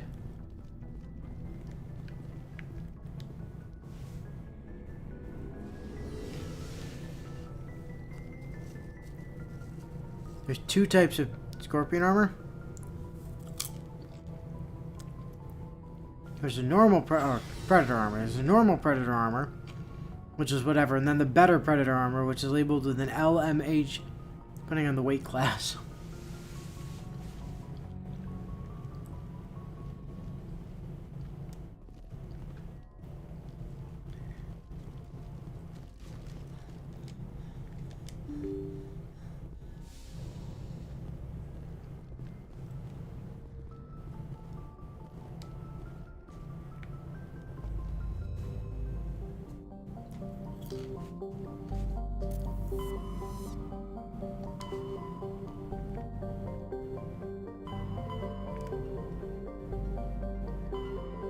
Well, time to head to the refuge system of the Pangea Expanse.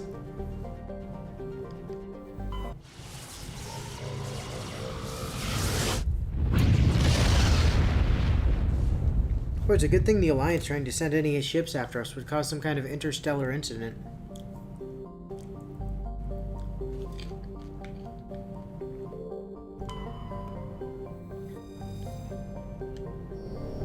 Don't worry about that planet. It's safe. It is safe. And that's Age Toten.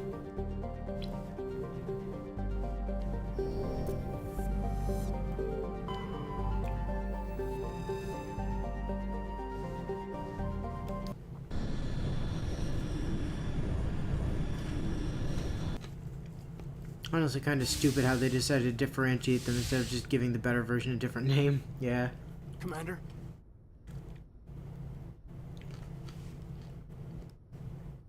Oh. Let's see. Not sure I deserve the rank at the moment. You probably shouldn't call me that. Probably shouldn't even be wearing this uniform. Yeah, hell of a thing. We broke our oath to defend the Alliance so we can keep it. What happens if this doesn't work out, Shepard? We mutinied, stole a prototype warship. If they wanted to get technical, they could throw in kidnapping.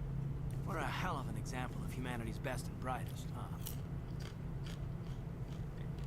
We do alright. I don't know about the example part, but as far as saving the galaxy, how good are first-timers supposed to be? Fair enough. It'll really hit the fan when we get to Hylos. If things don't go well, I want you to know. Well, I've enjoyed serving under you. You know, you actually haven't had the chance to serve under me yet. Which is the entire problem. Or more than that. Kaidan, you stopped being a subordinate a long time ago. Don't you think it's time to act like it? Battlefield flirting is one thing, Shepard. There are regs against fraternization. Huh. I suppose breach of protocol will be pretty far on the list of charges at our courts-martial. You know what? You're right. About everything. I think about losing you and I can't stand it. And the galaxy will just keep going. Everything, even the Reapers, will come around again. But you and I... Hey, Commander, we've reached Hylos. Shut up, Joker. This is what will never happen again. Us. Shepard, you make me feel... human. As opposed to... what? Do you usually feel like a Turian? You know what he means. I'm gonna go with the likely super tacky stay with me dialogue line. Bunk here tonight, Kaidan. With me.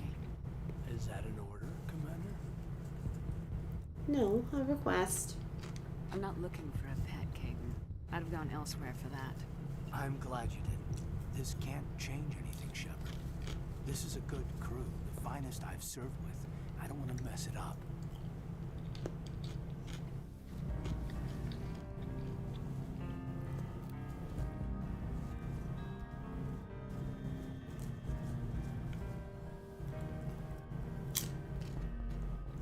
Now you're serving under me. Convenient cutaway. Ah! Incorrect.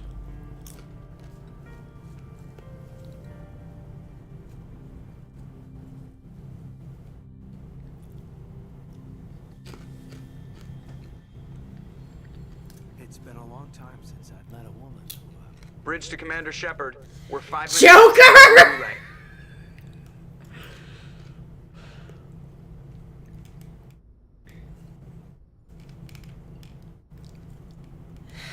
5 minutes? Plenty of time. You know, I don't think I have all my stress worked out yet. Joker's waiting for you on the bridge. I swear, though, if anything happens to you, take care, Shepard.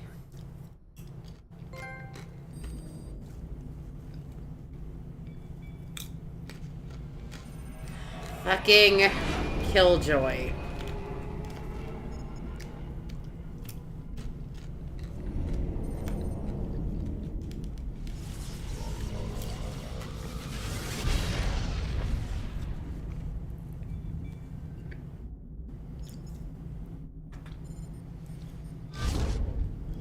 Bio, why must you remind me of that every time? Yep. Commander? Alright, so it was that Karth and Bastila finally got together. Stealth systems are engaged. Unless we get close enough for a visual, they won't have any idea we're here. Picking up some strange readings from the planet's surface. Take us down, Joker. Lock in on the coordinates. Negative on that, Commander. The nearest landing zone's 2 clicks away. We'll never make it in time on foot. Get us something closer. There is nowhere closer. I've looked. Drop us in the Mako. You need at least 100 meters of open terrain to pull off a drop like that. The most I can find near Saren is 20. 20 meters? We'll never get in close enough for a drop. We have to try. Find another landing zone. There is no other landing zone. The descent angle's too steep. It's our only option. It's not an option. It's a suicide run. We don't... I can do it. Joker, I can do it. gear up and head down to the Mako. Joker, drop us right on top of that bastard.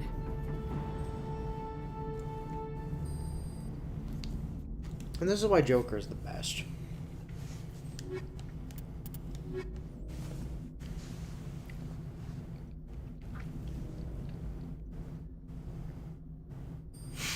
Yara really does want us to drop the Mako, yeah.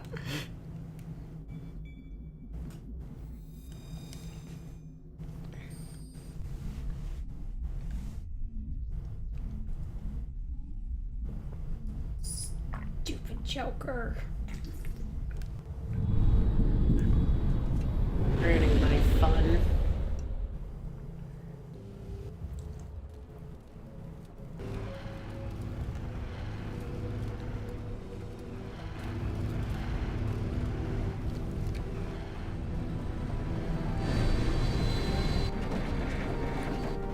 You two, keep moving inside now.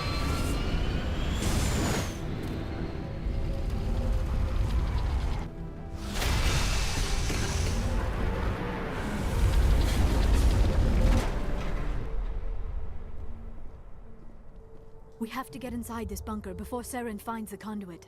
There is no way we're getting past that door with brute force. Saren found some way to open it. There must be some kind of security override somewhere in Just this fire the complex. Mako out of a railgun like We will have to Hyperion find does some with the way to get supply it up and running crates, again. right?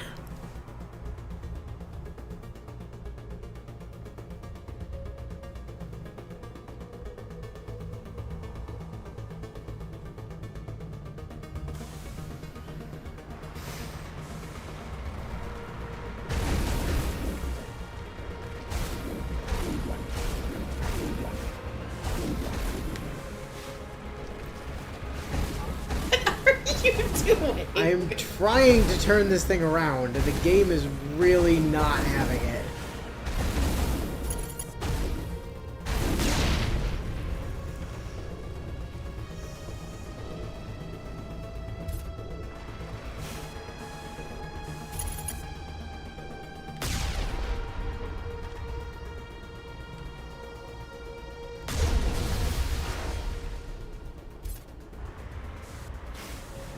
Also, it's not gonna fit through that door.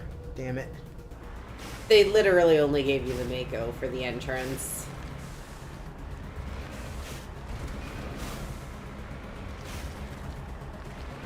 You don't know, they might let us take it through that door later. Nah, I suspect that the Mako only exists for the cool cutscene.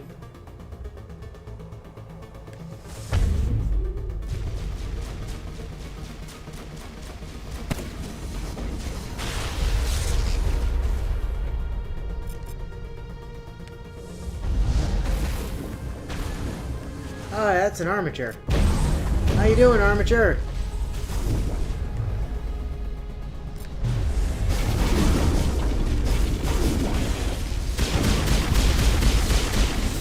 Oh, that got through our barrier. It didn't, it just hit our health. Barrier's still very much up.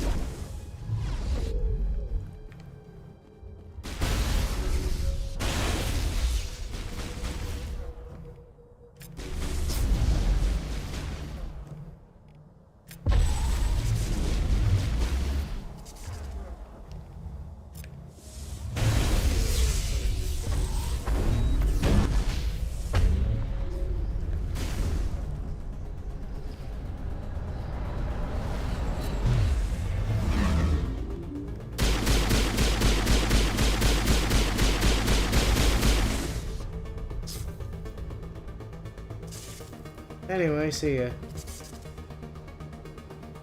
I feel like 2 Geth armatures should really have been, you know, more of a challenge than that.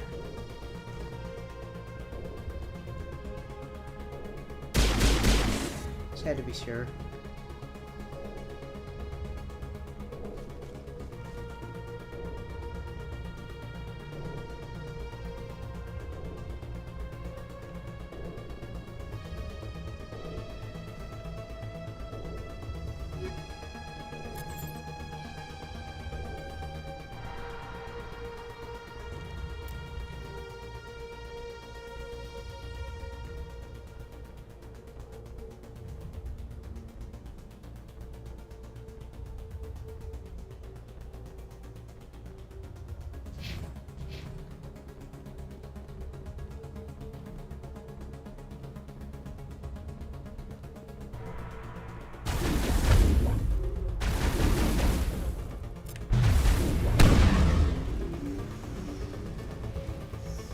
you dissolved.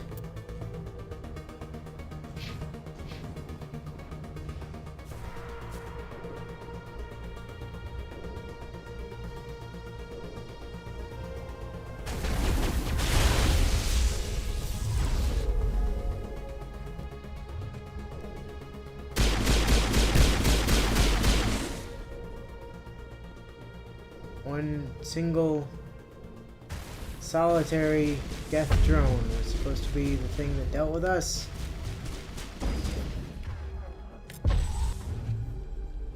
Well, Saren is constantly underestimating us. Which you'd think after we embarrassed the living daylights out of him by freezing him in place and shutting down his, you know, everything that he wouldn't be doing, but still.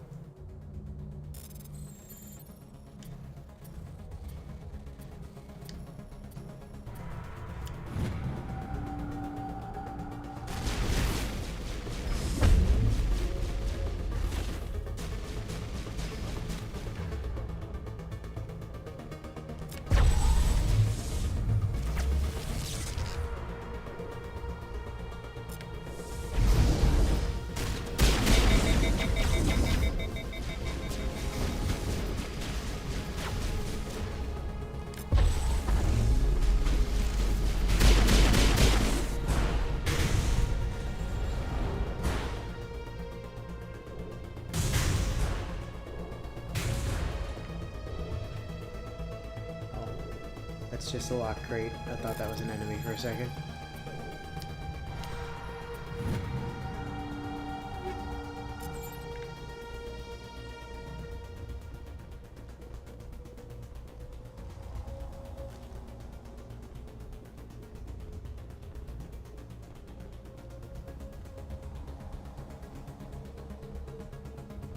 Evidently there's still something alive around here.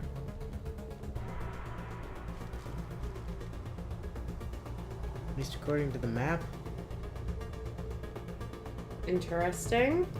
I can't seem to find it though. I mean, I don't see it.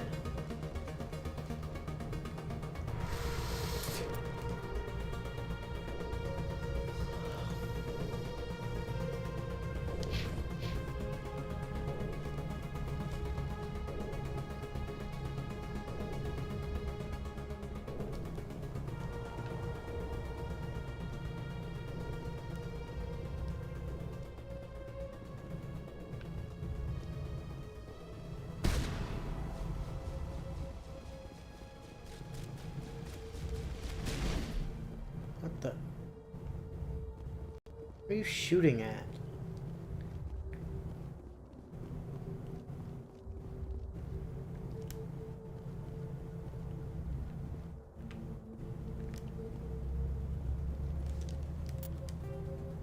No, seriously, what the hell are they shooting at?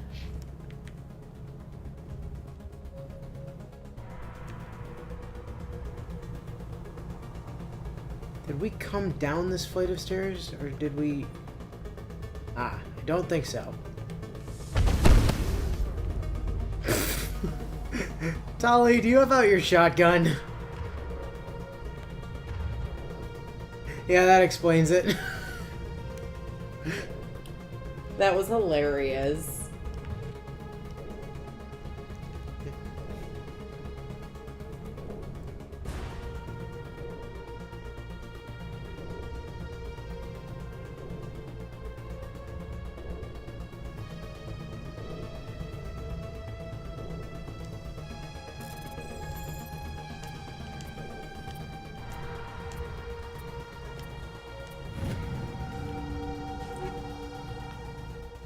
Despite having an unlimited amount of robots at his command, it turns out Saren is actually remarkably short-staffed.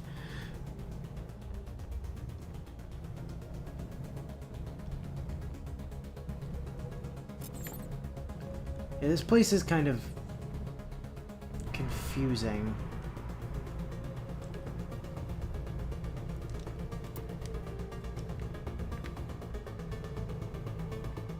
Okay. So we went down there and we came back up over there. Okay. I follow. means we continue, and now we head to the right.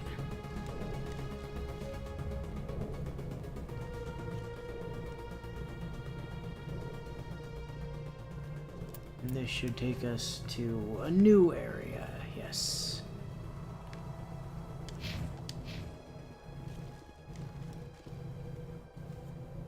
Well, there's an autosave, so that always tells you you're going the intended correct direction.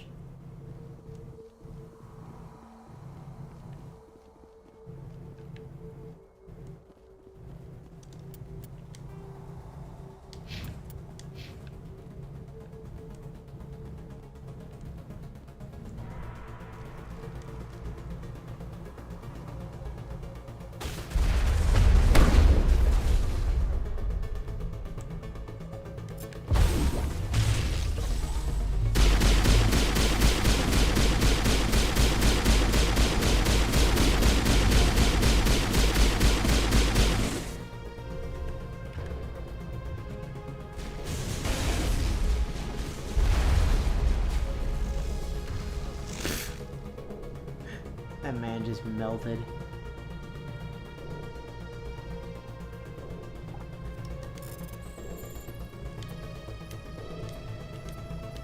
God damn it.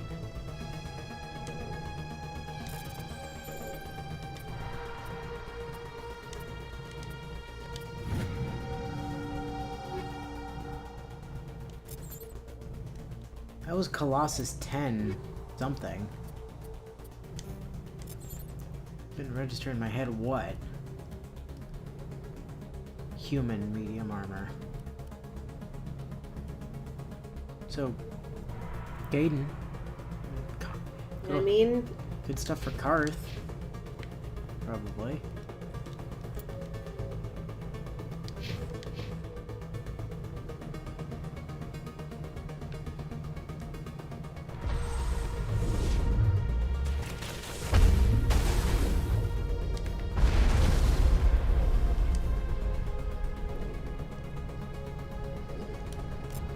Throw that guy. Thank you.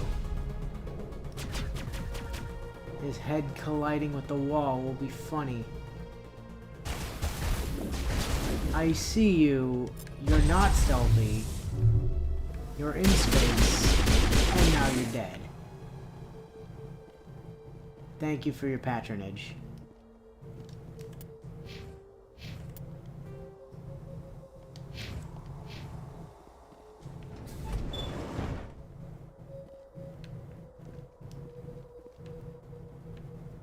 Why? Why does this room exist?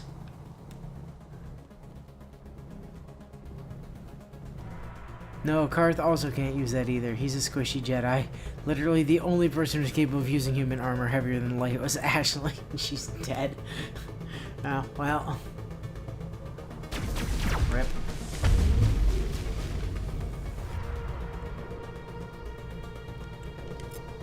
No, not that. Get off the wall, you stupid Spider-Man jumping jackass.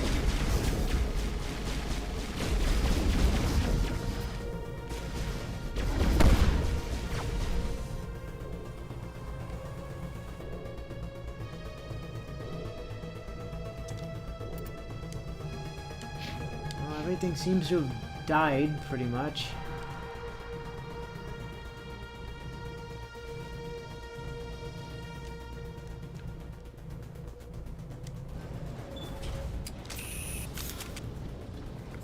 Alright. Oh, elevator. Yeah. This place still has power. It must be running off its own generator. This must be the command center for the entire complex.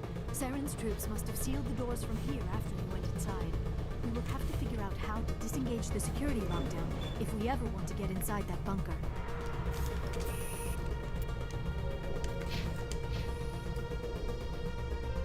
Now, isn't that a suspicious? That's a suspiciously large empty room. Labeled Armature Bay. I'm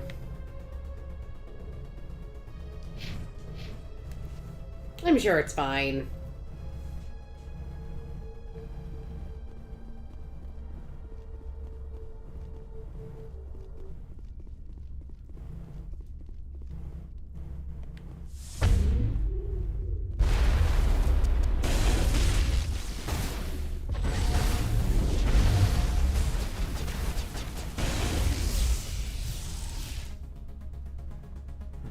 Turns off my biotics. Hate it when that happens.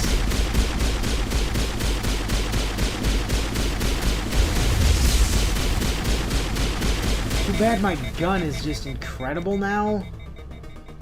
Yeah.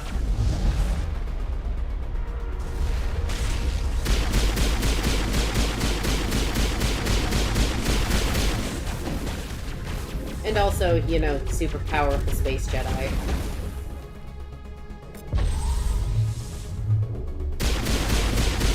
Alright, Shepard, I don't know what you targeted over there, but it certainly wasn't that gap.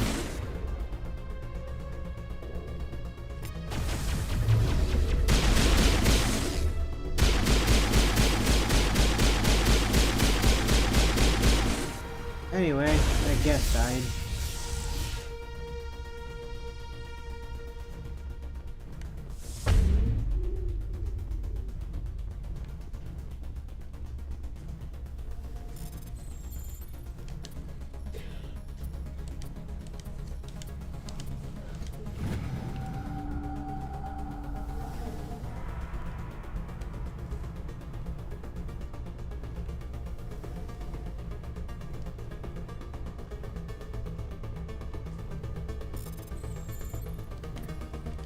Oh, Saren, you poor, poor idiot. You weren't expecting me to have brought a Tali with me. Unfortunately for you. Did you just take over, armature? Uh-huh. 2 of them, in fact. About to be 3.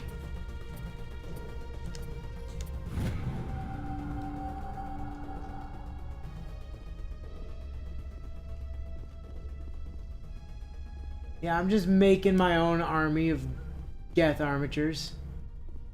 You know, as you do.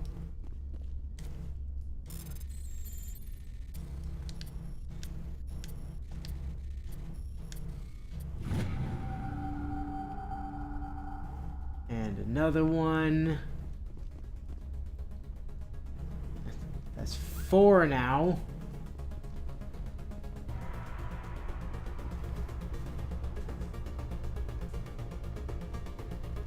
See, Saren thought this was an armature bay for him. No, no, no. No, sir. This is my armature bay. This is where I make my armatures. For you see, Shepard cares not for your, for you having armatures. No. That is wildly irrelevant.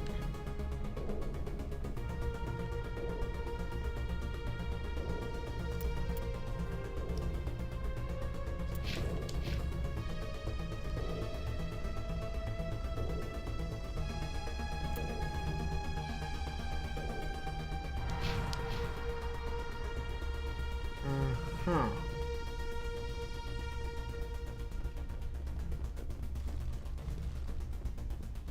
Ah, there we go.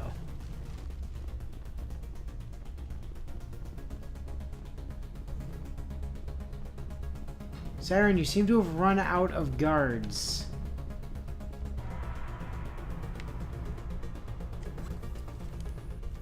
Come, Saren already has a head start. We have to go find him before he reaches the conduit. Unless he's already found it. Then we're just walking into a trap. That is a chance we will have to take. Hold on. Something's happening. Is it the space shrimp? Unable to... Invading fleets. No escape. Sounds like some kind of message, but I don't recognize the language. It is probably in Prothean. This recording must be 50,000 years old. No wonder we cannot understand it. You two can't understand it? The message is all broken up, but I recognize some of the words. It's a warning against the Reaper invasion. Of course. Between the beacons and the cipher, an understanding of the Prothean language would have been transferred into your mind. Not safe. Seek refuge inside the archives. What's it saying? Can you make out anything useful? Vault Reapers. The Citadel. Overwhelmed. Only hope. Act of desperation. The conduit. All is lost. I'm only getting small bits. It said something about the conduit, but it's too degraded to help. We should go. Cannot be stopped.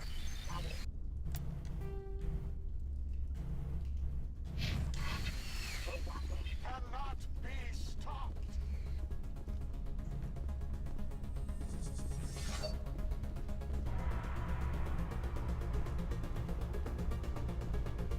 Okay.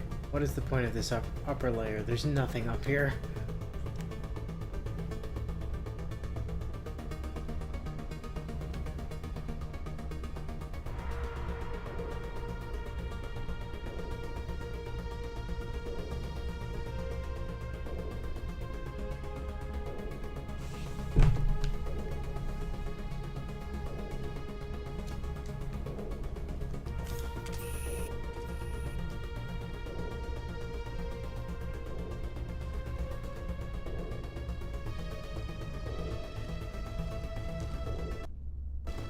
Oh, okay.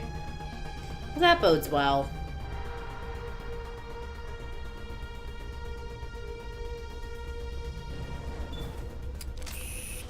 Elevator, let's go! Man, I love elevators in Mass Effect.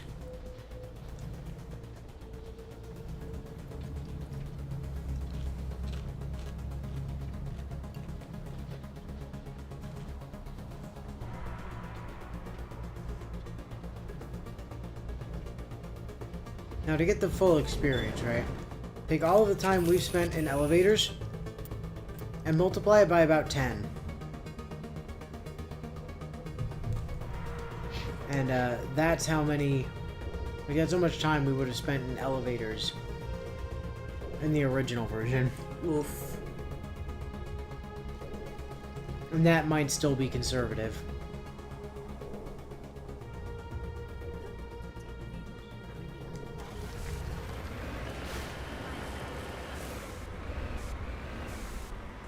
Aha! I can take the hex bug.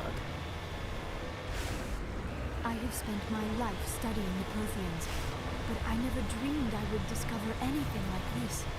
You didn't, I did. The last refuge of their entire species. Just imagine what mysteries it might hold. Imagine what secrets it might reveal. Please, try to remember why we're here. Saren, the conduit, the fate of the entire known galaxy. I am sorry.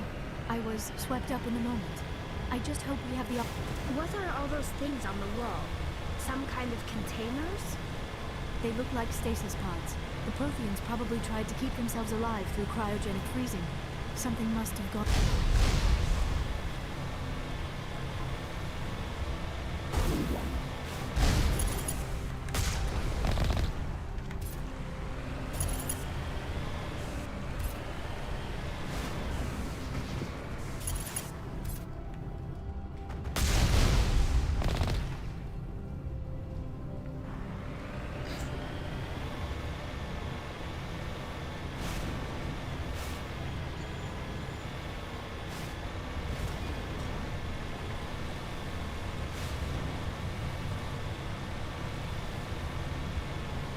Well, anyway, good talk. Yep.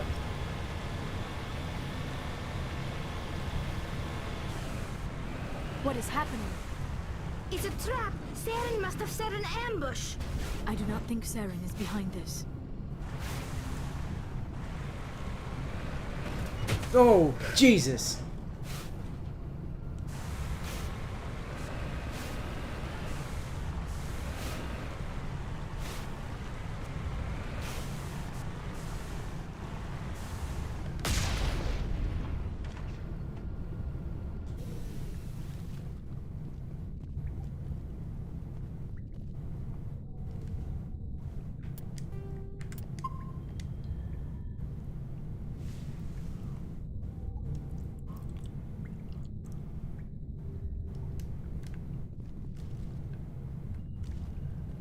Okie dokie. So, what do we have to break to get through that?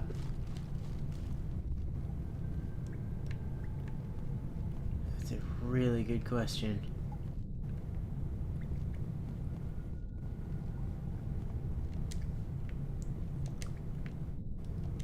My people once tried to find this world. We hope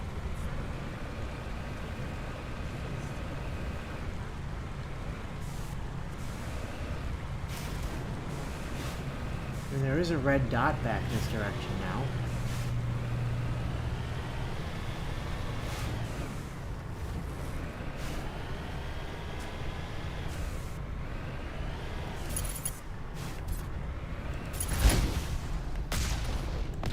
Sir, do you mind?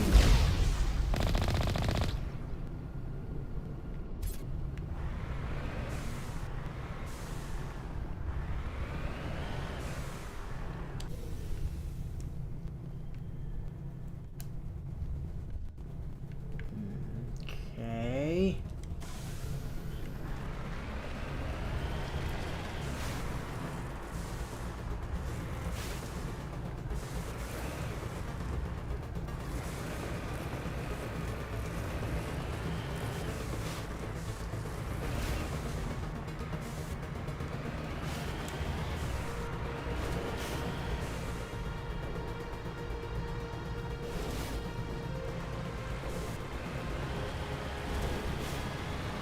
This certainly seems like an option.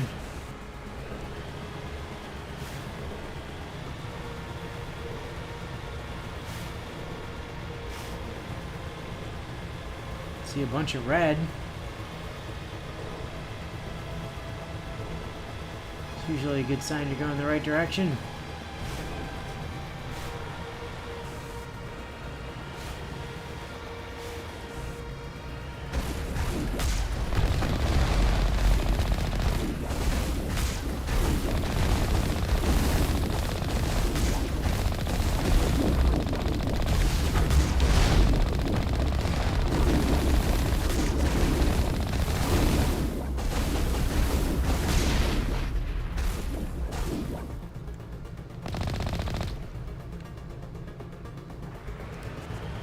So anyway, we started blasting. Jeez. Again, imagine having to get out of the Mako to deal with that. Having to fight that Geth Colossus not being in the Mako.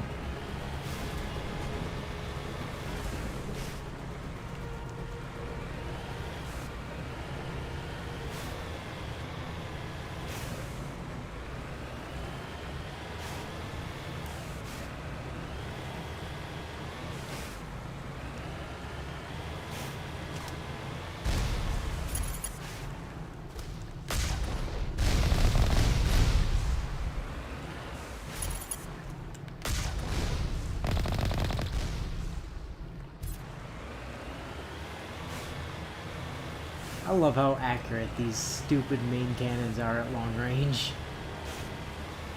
You've certainly taken advantage of it enough times.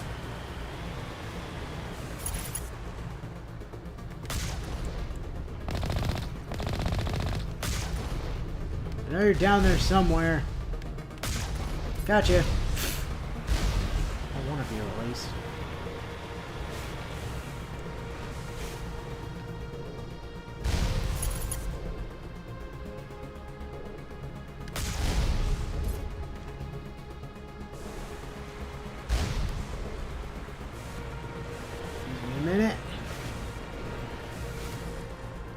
Is that anything, or is that just a lighting?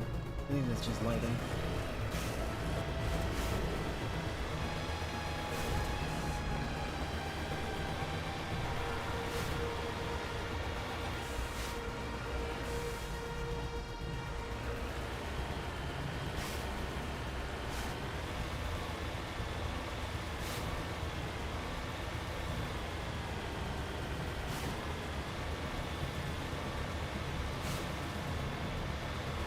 There, the conduit. It's incredible. We don't have time to admire the view. We have to get through that relay, and these Geth aren't gonna make it easy on us. What Geth? I assume that's what the cutscene's about to show us.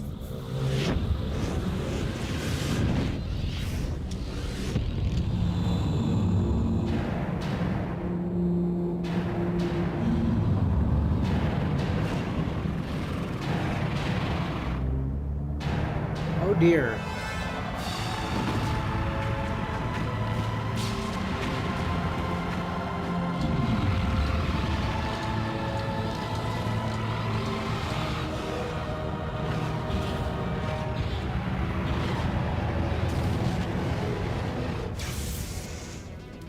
Activate the defenses. Seal the station. The arms aren't moving. Systems not responding. Abandon the Citadel. Evacuate the Council. Citadel Control. Citadel Control, do you copy?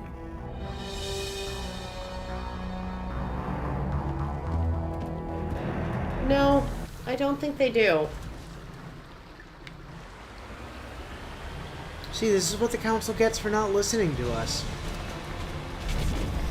I mean, to be fair, if the council had successfully grounded us, we'd have been there to help them deal with it. Hang on. Things are going to get a little rough.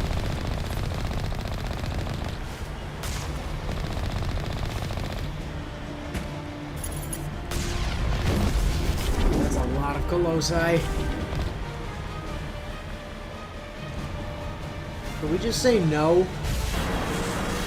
Yep, like see ya. it. I don't feel like dealing with these Colossi today. Bye!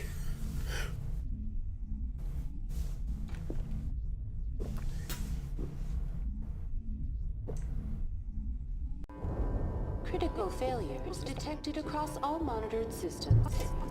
Please begin emergency evacuation.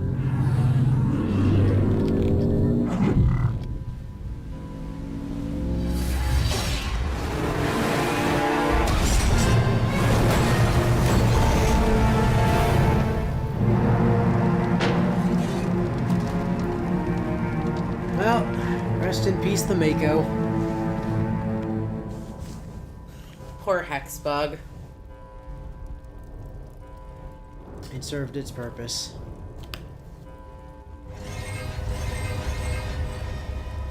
Critical failures detected across all monitored systems.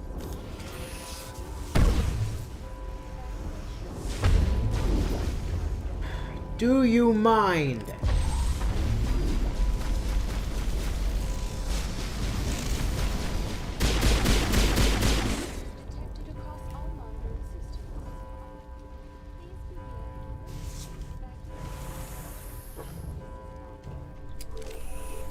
Time to take the elevator.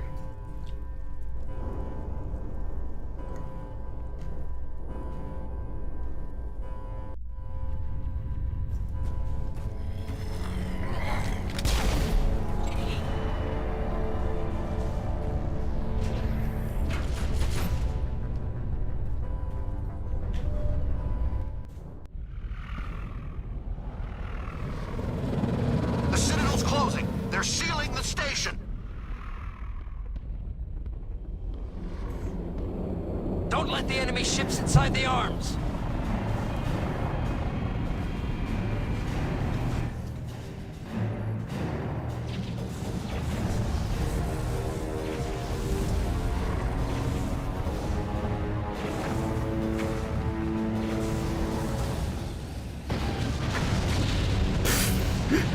Pardon me, coming through.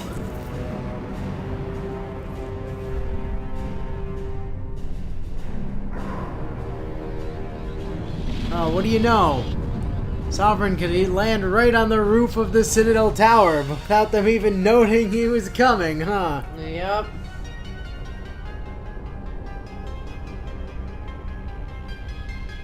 As I was saying about firing the Hexbug out of a railgun. Yeah, right?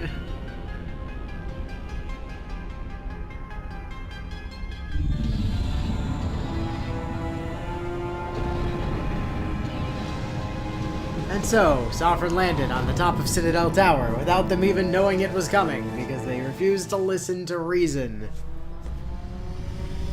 Choosing to believe Udina, of all people, instead.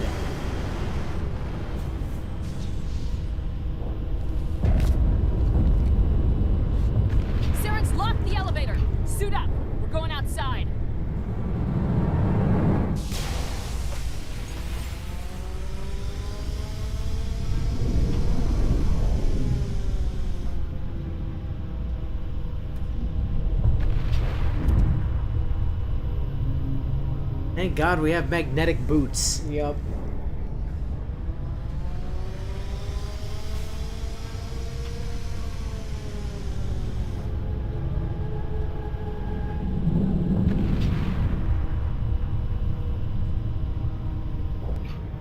Oh. Did it just stutter for a second? Stutter, no, but the screen did just go completely black.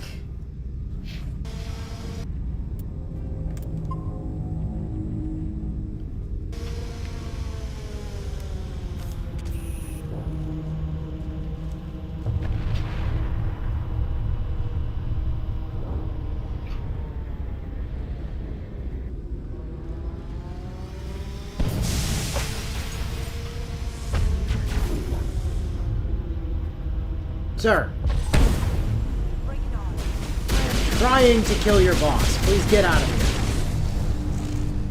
Very busy. I do not have time for you.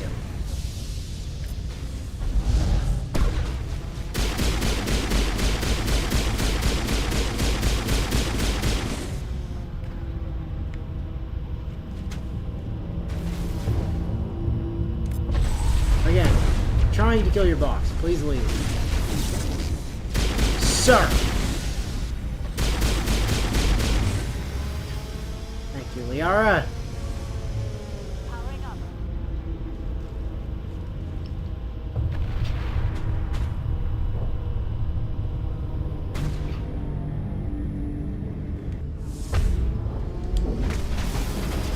Did you just put up a... Fuck you. Oh, a Krogan! How cute. Space.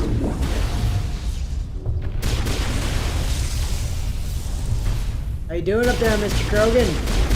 Having a bad day? Sucks to be you. Shouldn't have joined up with Saren.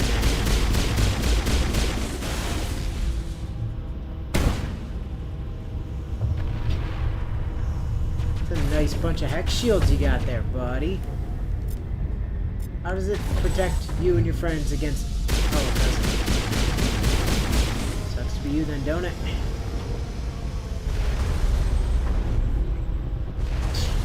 Liara! Go away. Go very away. Get out of bounds.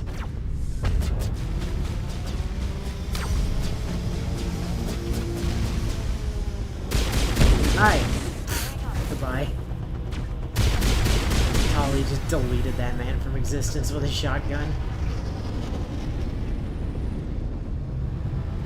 You know, I feel like this is supposed to be like some kind of big, epic fight, and not just, you know, you casually turbo killing everything with impunity.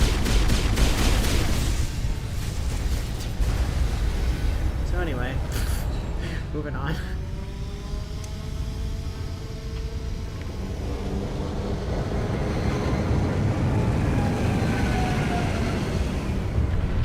Hold that thought real quick. Citadel defense turret.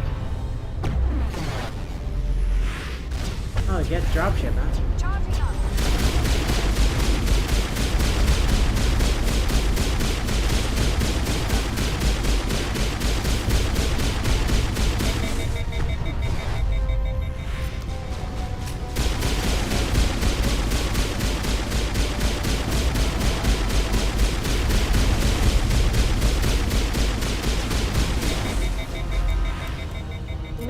Doesn't look like the dropship's taking damage. Look at its health on the right. Yeah, I know, and I'm acknowledging that it's going down. It's just going down super slowly. Well, I mean, so you're pewing it without this though.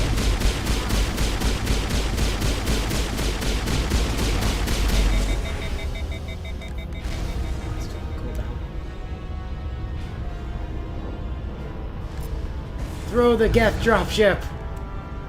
Lift the Geth dropship!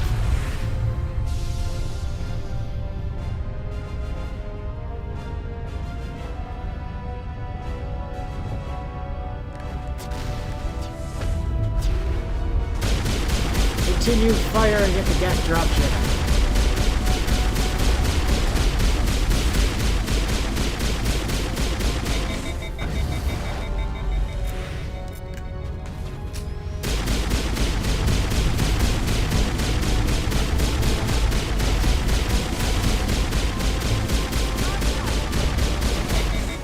think this is supposed to be some big holdout mission while the station turret that I turned on deals with the dropship, but alternatively, I just sit here and spam space magic and a super Glock at it and speed things out a little bit. Speed things up a bit.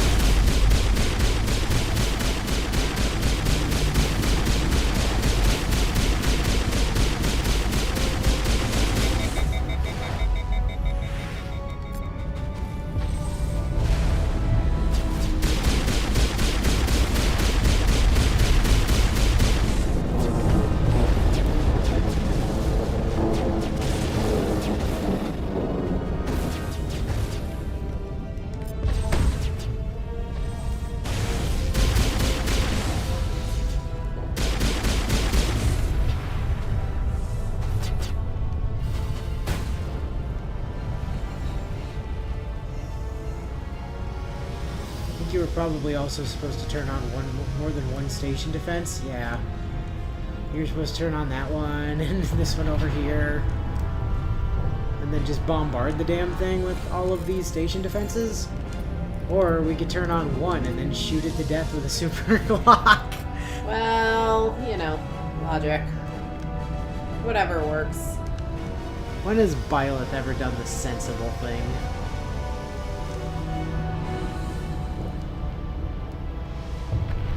Nothing if not true to character.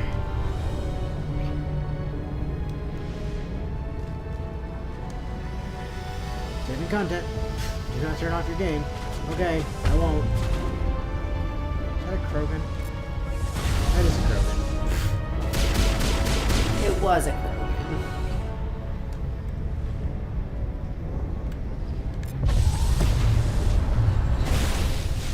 That's also a Krogan. Oh, hi. Fine.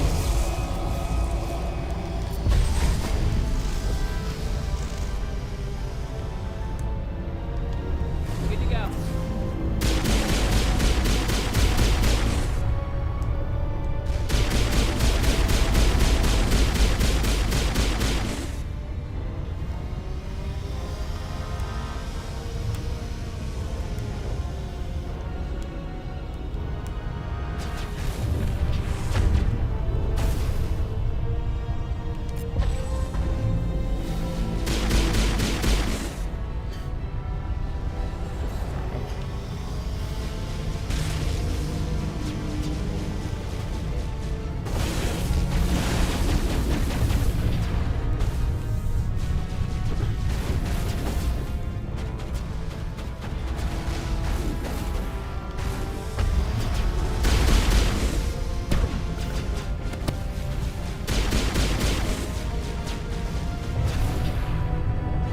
So you know what you're really not supposed to do here is run straight up the middle.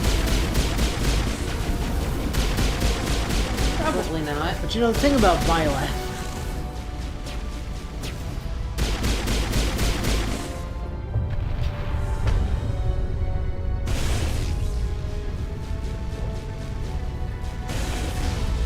Ouch.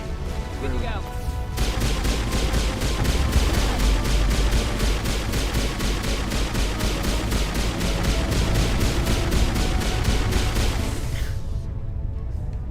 Those turrets are supposed to be dangerous.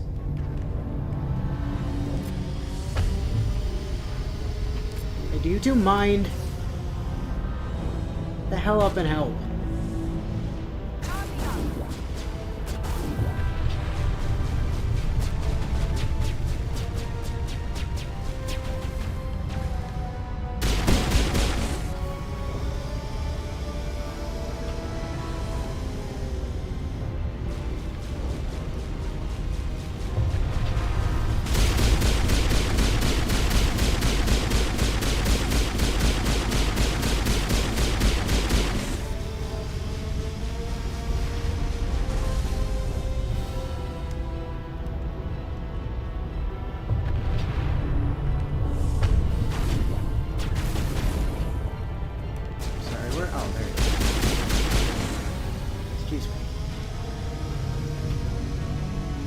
Get the hell out of here. feel like there's supposed to be Geth there.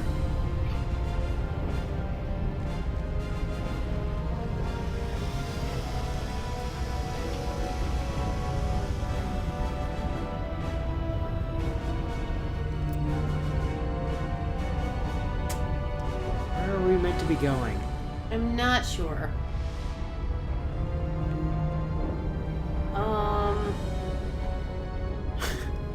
Where are we meant to be going?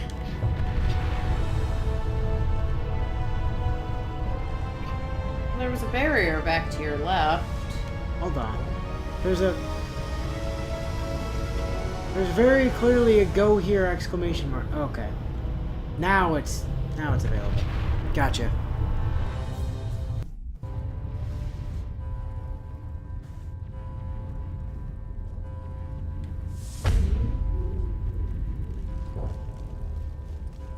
Where's the Hanar? Is the Hanar okay?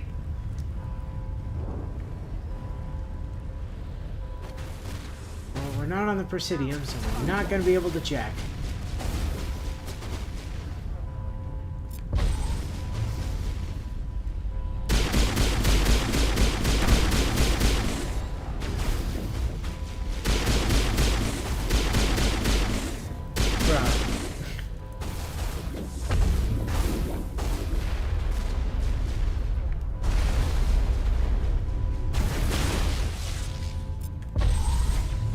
Space.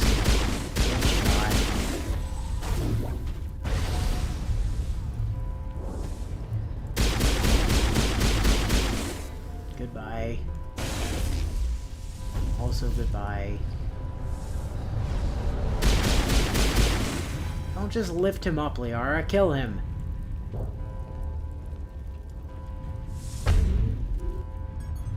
Hey, Saren. How you doing?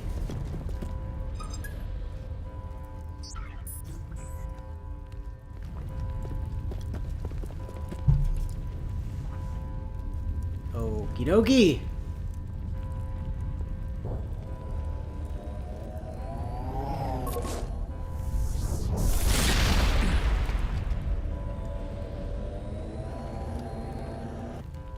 I was afraid you wouldn't make it in time, Shepard. I mean, killing Geth is slow work in theory. Had to wipe out a few hundred of your followers along the way. Sorry if I kept you waiting. You've lost. You know that, don't you? In a few minutes, Sovereign will have full control of all the Citadel systems. The relay will open. The Reapers will return. I can still stop this. I've still got a few tricks up my sleeve. You survived our encounter on Vermeer, but I've changed since then. Improved. Sovereign has upgraded me. Has he made you immune to stasis? It won't help.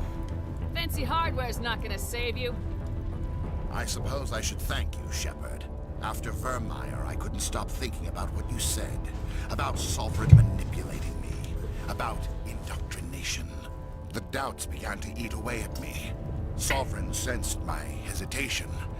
I was implanted to strengthen my resolve. Now my doubts are gone. I believe in Sovereign completely. I understand. And you don't see a problem with this? Need organics.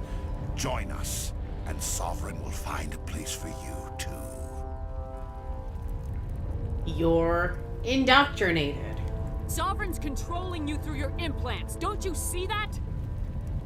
The relationship is symbiotic, organic and machine intertwined, a union of flesh and steel. The strengths of both, the weaknesses of Man, this guy's so stupid. I am a vision of the future, Shepard. The evolution of all organic life. This is our destiny. Join Sovereign and experience a true rebirth. I can't read either of the special fonts from here. That one is we can beat them, and that one is they'll betray you. Oh, they'll betray him, for sure. The Reapers don't use organics, they devour and discard them. As soon as the conquest is over, you'll be cast aside. I had no choice. You saw the visions. You saw what happened to the Protheans. Surrender or death. There are no other options. You've just given up. You could have resisted. You could have fought. Instead, you surrendered. You quit. Maybe you're right. Maybe there is still a chance for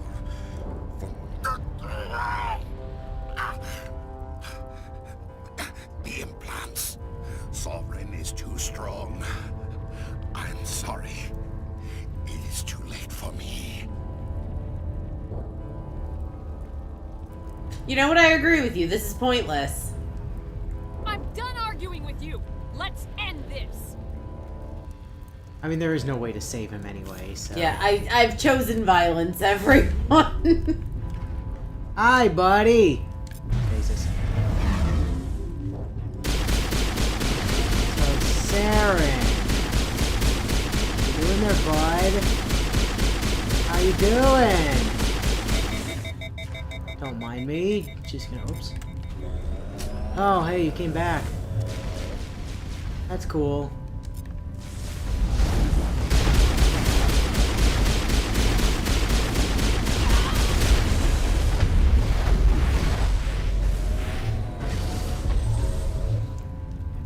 Here's the thing, buddy. About that is, stasis. That's a fun angle to be stuck on.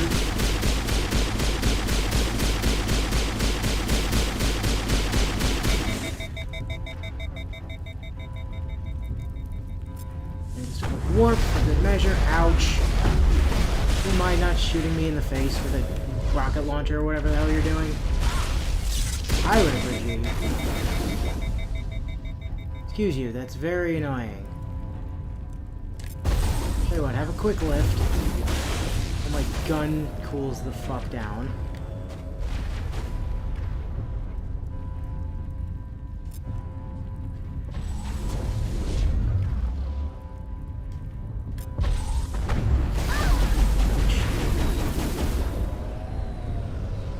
Alright, listen, bud. Stasis. Marksman. Marksman. Fucking hell, Shepard! Alright, this is maddening. Thank you.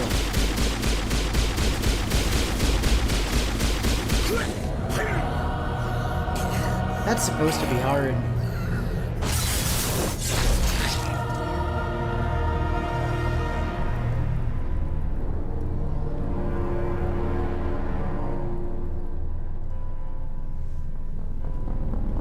Oh, you coward, Willow. If you'd actually kept pressing, you would have actually convinced Saren to take himself out and made it so you'd skip the entire boss fight with the power of words. Well, here's the thing.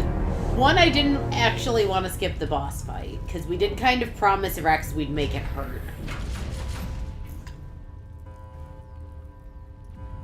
And two, from like a narrative standpoint, that was a very circular argument that clearly wasn't going anywhere.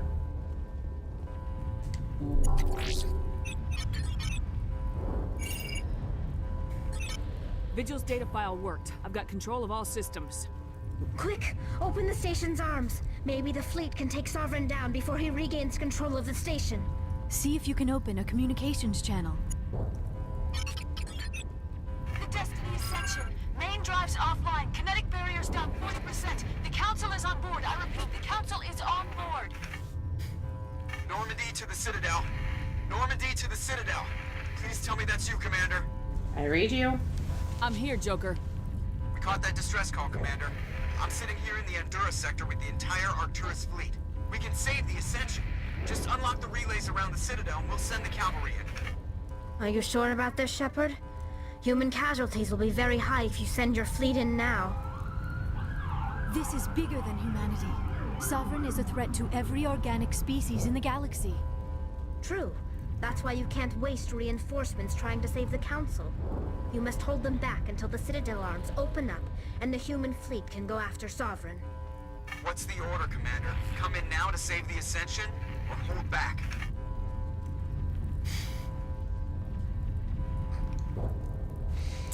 I know what I wanna pick. Go with your gut. To let the Council die. Hold off, Joker. We're not sacrificing human lives to save the Council. Keep our ships back until they can get a shot at Sovereign. A sacrifice for the greater good. I only pray it is not made in vain. All Alliance ships, home formation. Wait for a shot at Sovereign. Nothing else matters. I repeat, nothing else matters.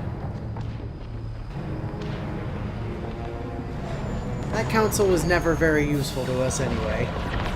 Like, after I said it, I had the realization that basically just made me a space racist. This is the Ascension. We're taking heavy damage. Guardian defenses are over. Kinetic barriers are offline. Commander, they closed the channel. What's the point of being a Jedi Space Wizard if you don't even talk people into offing themselves so you don't have to get your hands dirty doing it yourself? Nah, Willow chose violence.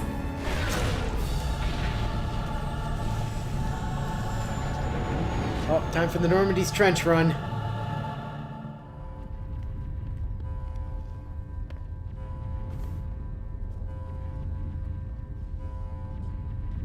Make sure he's dead.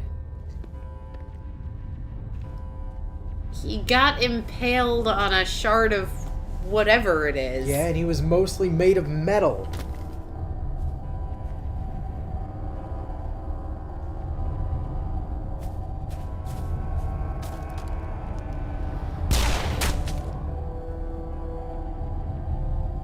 Good girl, Tali. Take the shot. Liara, you take the shot too.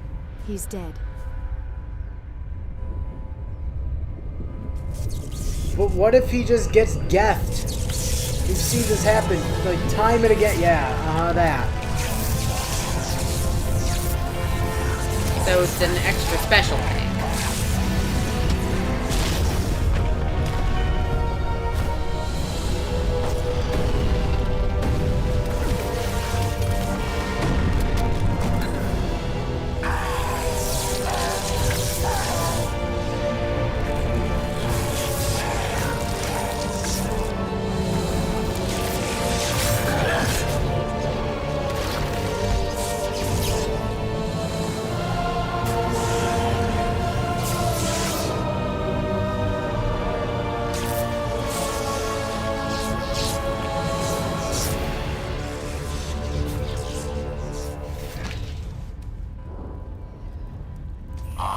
Sovereign, and this station is mine. Incorrect.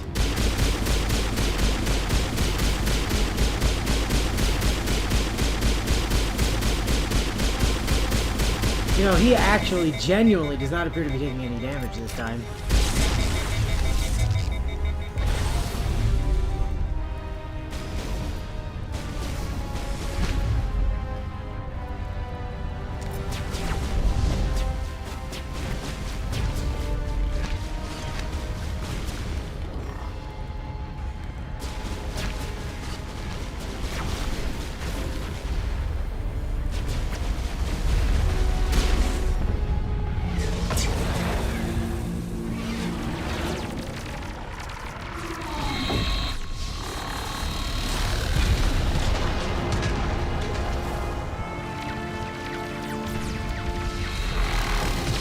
Said Saren's basically just a fleshy face stretched over a robot skull. Dude genuinely is just asshole RoboCop.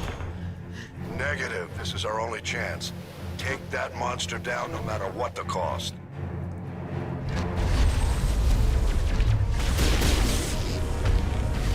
Where'd you go, Sovereign?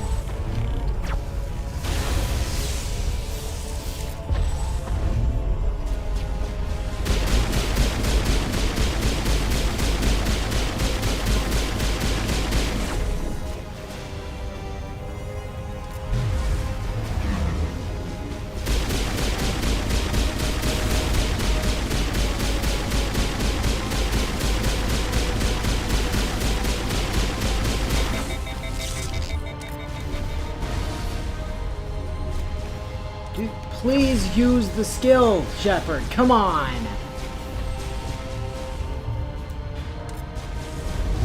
Whatever.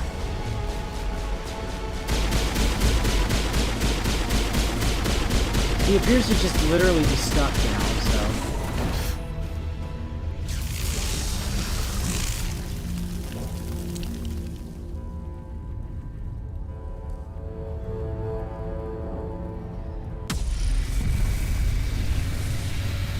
Uh-oh, we made giant robo shrimp mad.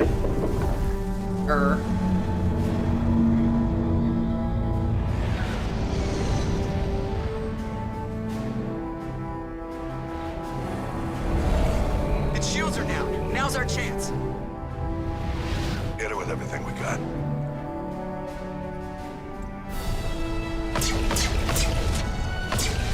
Like we needed your permission, Hackett. Hard on my flank. We're going in.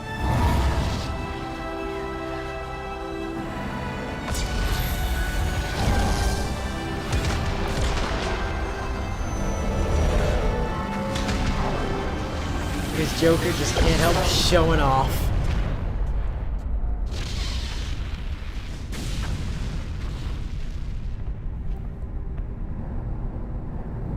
Go!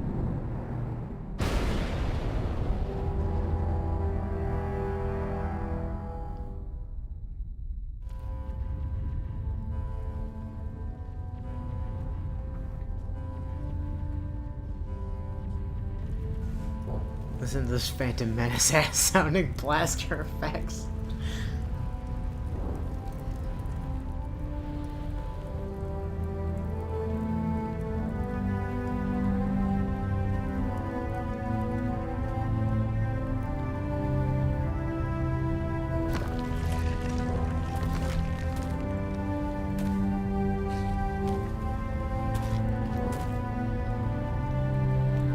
Captain Anderson, we found them. They're in here. Take it easy. It's over. You're safe now. Look at Anderson in Where's the uniform commander? again.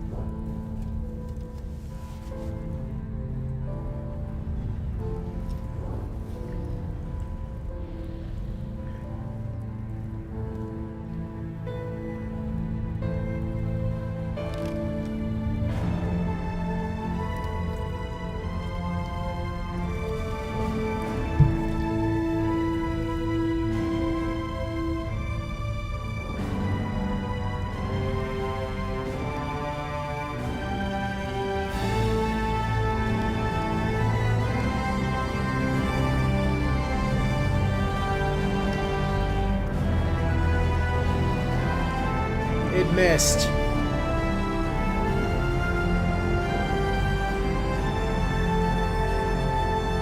Nah, it didn't miss. The barrier just took most of it.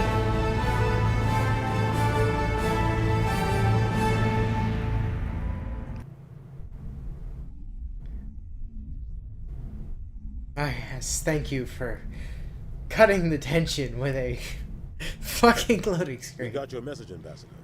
What's all this about? No need to get worked up, Captain. I'd like to end this meeting with all my teeth still in place. You should thank me for what I did. If the Normandy was still grounded, we'd all be dead right now. I understand, Captain. You did what you had to do. That's not why you're here. We need to talk about what happened to the Council. Commander Shepard did the right thing. We had to hold our fleet back to go after Sovereign. It was the only way. I agree, but this also presents us with an opportunity. The Citadel fleets were decimated in the attack. Their losses have made the Alliance stronger.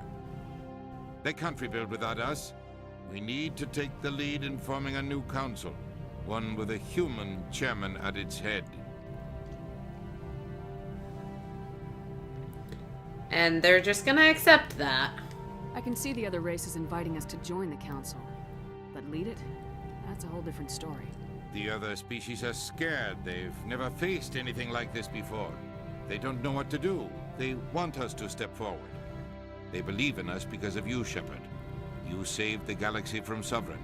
You're a symbol of everything good about humanity. Our courage, our strength. I'm still not hearing an I'm The sorry for ambassador's right. grounding you. The other races look up to us now. They won't just accept our... Can we put Anderson on the council welcome instead of Undina? Given everything you've done, Commander, the Alliance will want to know who you think our council chairman should be. Yes! Anderson!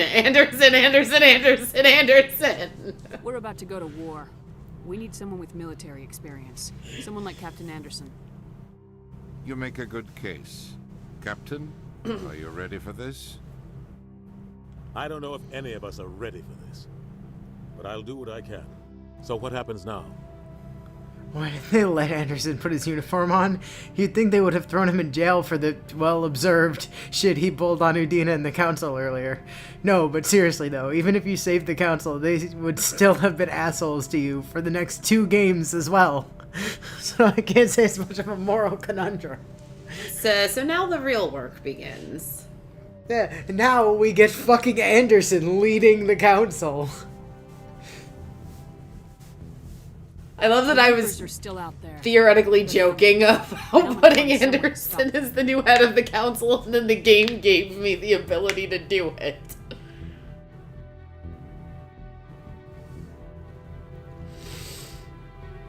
Shepard's right. We're headed for war with the Reapers. If we lose, it's the end of all life as we know it. We have to show the rest of the galaxy what it takes to survive. With the support of the other races, we can win this battle. With them behind us, we can stand against the Reaper's return and drive them back into dark space.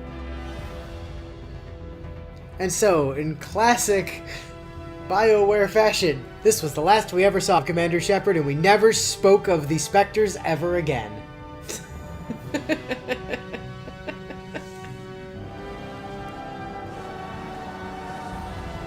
You see the Grey Wardens again. Except no, this series actually decided to do a reasonable thing and continue with the storyline they'd started. Again, BioWare does. You just don't like that not every protagonist's a warden. They set a precedent, they didn't follow it. One game does not a precedent for an entire series made. It literally does, yes, that's how that works. No! Mario 1, Zelda 1, Pokemon Red and Green. No, honestly, some games need to break formula to... Yes, like 5 games in. Or more. Look at what happened with Zelda when it tried to break the formula with Zelda 2. It sold like shit, and then they went back to the formula for Zelda 3.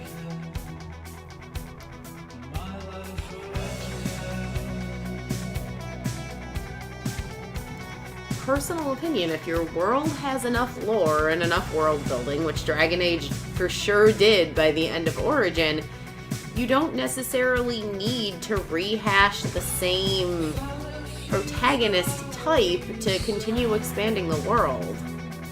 I arguably think it makes it a stronger franchise that it doesn't. That it keeps track of what the characters have done. And you get to see the impact they've had on the world through the lens of other characters. Can you seriously imagine someone putting Udina in charge of the council when he showed he was just as bad, if not worse, than the old council? I also think you'd get to put a human on the council if you'd saved them, but they obviously wouldn't be the head of the thing like they are if you glassed a lot of them here. Yep. Plus, I mean, Anderson leading the council. I mean, that just seems like the best possible outcome here. Best space dad. Besides, what did the council think was gonna... Yes, we will totally command the fleet to come save you after you were a massive dickhead to us at every opportunity. And after you, and after you basically let us get grounded and not go after Saren because you assumed you were untouchable. Now, again though, to play devil's advocate, if we had stayed grounded, we'd have been there when Saren got there in the first place, instead of having to chase after him. Yeah, but we wouldn't have had any way to get to the tower. Fair. Like, yeah, we would have been grounded. And as they were coming in, you can bet your ass the first thing Saren did, with the ship grounded and inoperable, was shell the absolute dog shit out of the Normandy.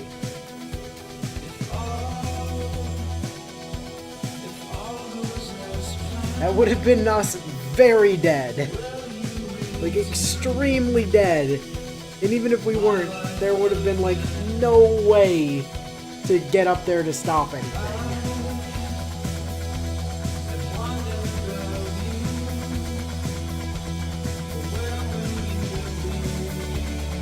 Oh, look at all those additional... Cam Clark, hell yeah! Good old Cam Clark. Cam Clark secretly being in everything. Yeah, if the Normandy had still been on lockdown when the shrimp rolled in, everyone in it would have been vaporized in seconds.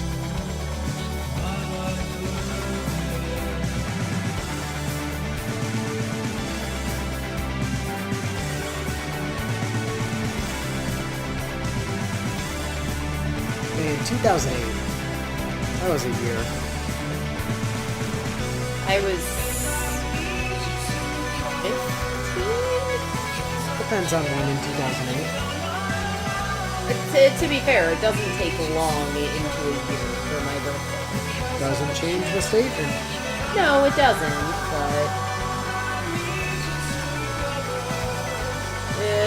but it is an acknowledgement that that window of time is fairly slim. I remember 2008. This game came out 4 years before Zillia 2. True story. Oh god. The end of that game was just a complete face roll. Saren didn't get to do anything. Sovereign didn't get to do anything. None of the Geth they tried to put in our way got to do anything at all. Like, half of those combats ended before I even knew what happened. It was like, oh, well, there was an enemy there, but I guess Liara and Tali dealt with him off screen.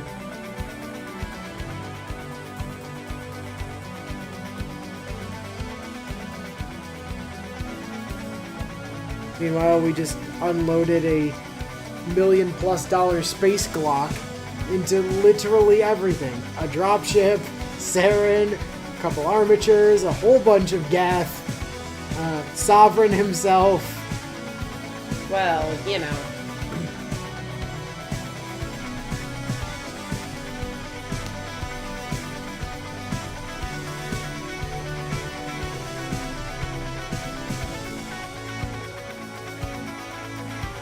The outcomes of all combat were set in stone from the moment you became the immortal time god. If you'd have went with Nemesis instead, that would have taken magnitudes longer.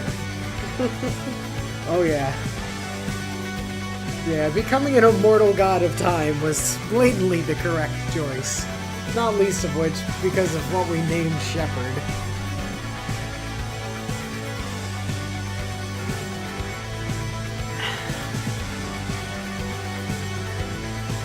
Good old Byleth Shepard. With a mother with a perfectly normal name. Good old Helen, or whatever, Helena, whatever her name was. Standard ass mom name, and then she's like, I'm gonna name my daughter Byleth.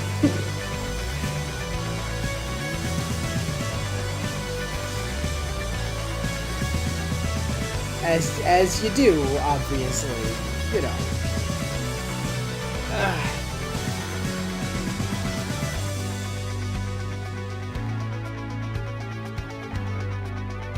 So, what do you think, Willow? Mass Effect 2 at some point? I could be interested in that.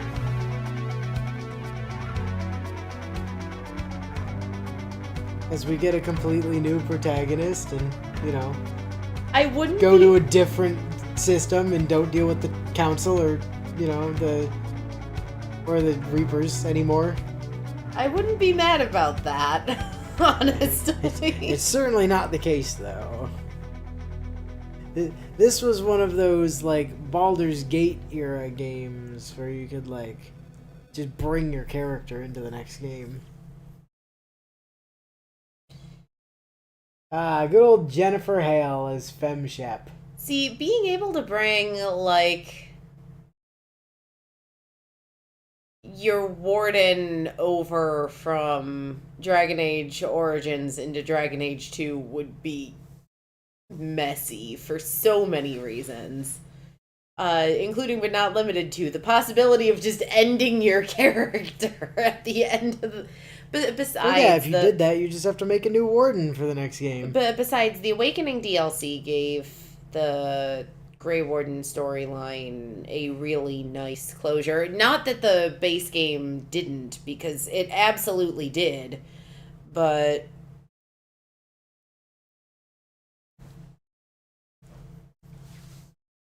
like, also, friendly reminder when it comes to the subject of, you know, every protagonist possibly being a Grey Warden, the joining is fucking fatal to the vast majority of people who go through it. Right. So you only play the special people. No, your protagonists just end up special in other ways, and that's okay too. No, incorrect. You and I just fundamentally disagree on the Dragon Age series. Hey, Hannah. Why's your kid named Byleth anyways? I lost a bet with her father. Really? Yep. Whatever happened to your husband anyway? He made us name our kid Byleth and we were done.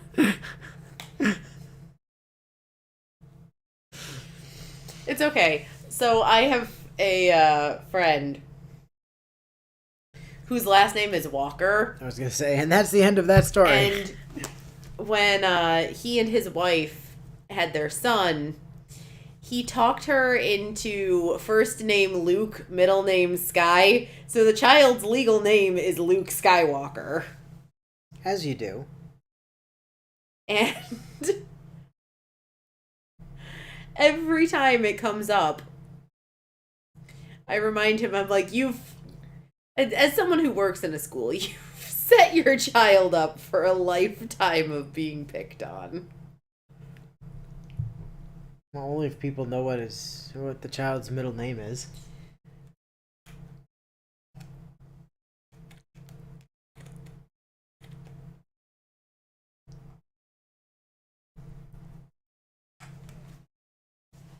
And then they went went on on to become a Star Trek fan. I'm pretty sure that the friend of mine has said Star Trek is not allowed in his household until he's gotten the child hooked on Star Wars in the first place.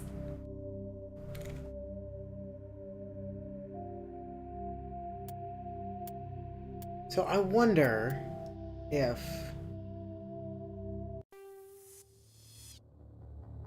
Welcome to Alliance Military shush. Database. I don't care.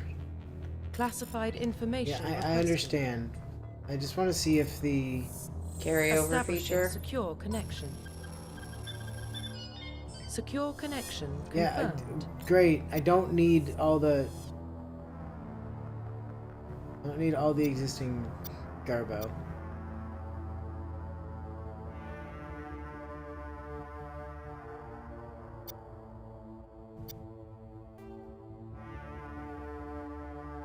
Careers available for replay.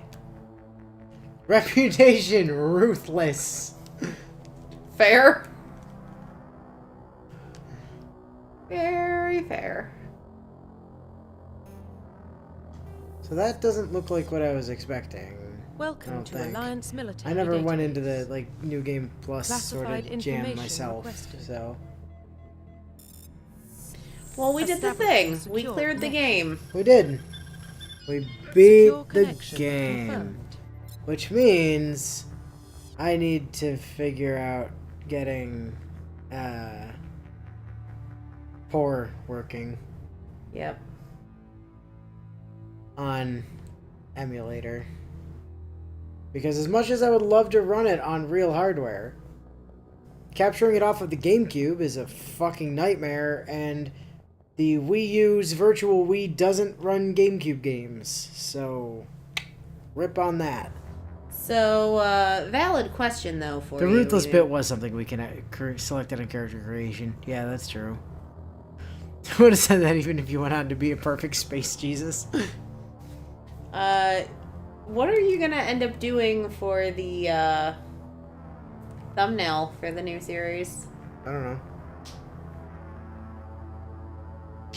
Also, bio restraint, please, on the new series. Push off. See, here's the thing, though. Unlike something like,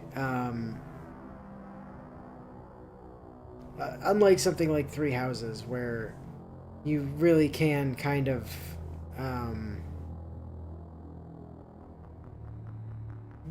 build, like, an actual personality for, for your player, analog.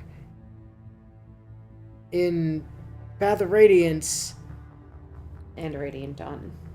Well, only one of those is relevant at the moment. That's true. But in Path of Radiance, the character is defined. There are not choices to be made. It's a story that you are working through, and the only choices are whether to reset when you're an idiot and get people killed. Like that, those are the only choices.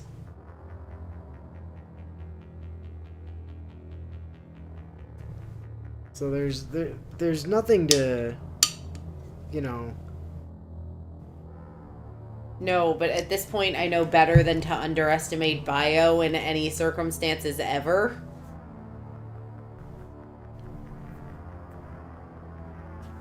So I'm just saying, restraint, please. It's been a while since I've played Path of Radiance.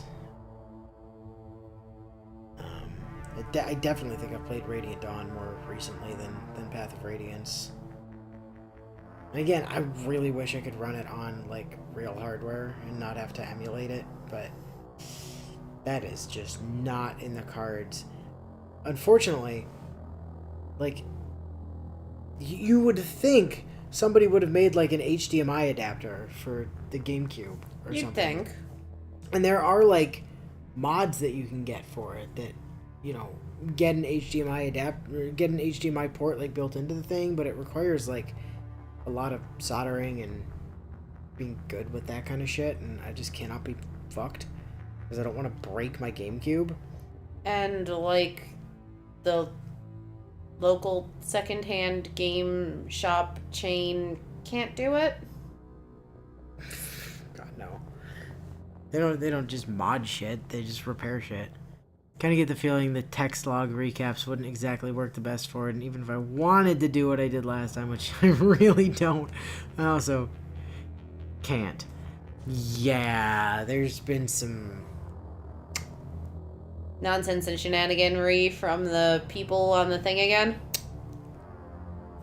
Look, Pixlr was a struggle to, like, get through even, Three Hopes with, let alone anything current. It's gonna be weird. Oh, also, yes, also your tablet, doing tablet things. Yeah, that's also the case. But, we'll figure it out, it's all good. How many chapters is, I don't remember off the top of my head, how many chapters is Path of Radiance anyway? That's a great question I don't know the answer to. I want to say it's like 24 or 26. Radiance. Yeah, you just work out what I meant from that, thanks. You did. Congratulations. How many... 28. Well, 29 if you count the end game. And 17 is like 4 stages, but So there's probably 30 if you count the prologue. And then if you count each of the stages of 17 separately, it would be 33.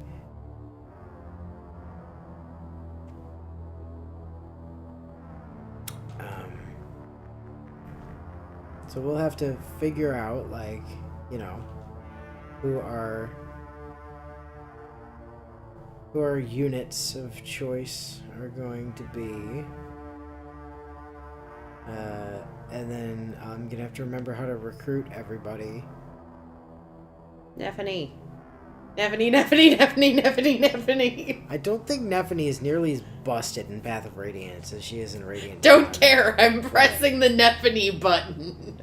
I mean, I love Neph too, don't get me wrong. But there are some, like, really interesting choices, like, Rolf versus Shinon. Which is to say that Shinon is probably the better option, except that he's gone for half the game. And Rolf starts out super low level, and you really have to, like, work to make him usable. It's kind of a similar problem you have with, like, Riss versus Mist. Where, like, Mist starts out super low level, and, you know, it makes things kind of tricky as far as getting her leveled so that she can heal people, but then she gets her special, you know, prestige class into Troubadour, where she then gets a horse, whereas Reese doesn't. But he does get, like, light magic, which is cool, whereas Mist gets, like, swords and staves. But then she also gets, I think that's in Path of Radiance, she gets her own personal, like, sword as well, which is, like, 1-2 range. Well, that's always fun. So you've got, like, some interesting calls like that. Alencia's still in, so, you know, there's that. Alencia comes just because I love Alencia. Dude, I fucking adore Alencia. Let's be real, she's a Peg Knight. I love most Peg Knights, so... Well, she's also just probably best girl in that game. I don't know about that. I don't know about that. Mia's pretty fucking I was about great. to say, you're about to bring up Mia, aren't you? I do really, especially in Path of Radiance, I do really like Mia. But I mean, there's a lot of really good characters. It's okay. Mickey Sue's still my favorite in the... Battery on the tablet is pretty thoroughly fried after all the time it spent plugged in while you worked on the RAM-intensive Houses and Hope stuff, so it pretty regularly drops from the upper 90s to 0% even when plugged in. It's genuinely been a real pain in the ass for streams and note-taking, and you can't even use an internet browser with it for more than a few minutes without it instantly dropping to 0. Ugh, gross. Did I just hear thunder? I don't know. I doubt it. But yeah, so I gotta do some work on my side to get ready for next week, which I will inevitably do, like, Sunday next week, because I have no free time. But, you know, we'll get that rolling, get ready to go on that, and move into Path of Radiance then. Once we get out of Path of Radiance, it's only a matter of time until we get into Radiant Dawn. Then probably another palate cleanser before going into, what's it called? What is it called? Give me a minute. Fire Emblem. Nope. No, it's not called Fire Emblem. Nope. That is incorrect. That's not. I'm literally going through every other Fire Emblem game name in my head. Let's see. Was it Shadow Emblem? You're not helping. Was it Shadow Dragon? You are not helping. Was it New Mystery of the Emblem? Was it Engage. I literally had to list every Fire Emblem game I can think of the name of before I got there. So let's see. We had Shadow Dragon. We had Gaiden. We had New Mystery of the Emblem. Nope, I'm going home. We had Thracia 776. Oh, actually, sorry. We had Genealogy Holy War. Then Thracia 776. Then the one with Roy, etc. So. Till next time, guys. Till next time.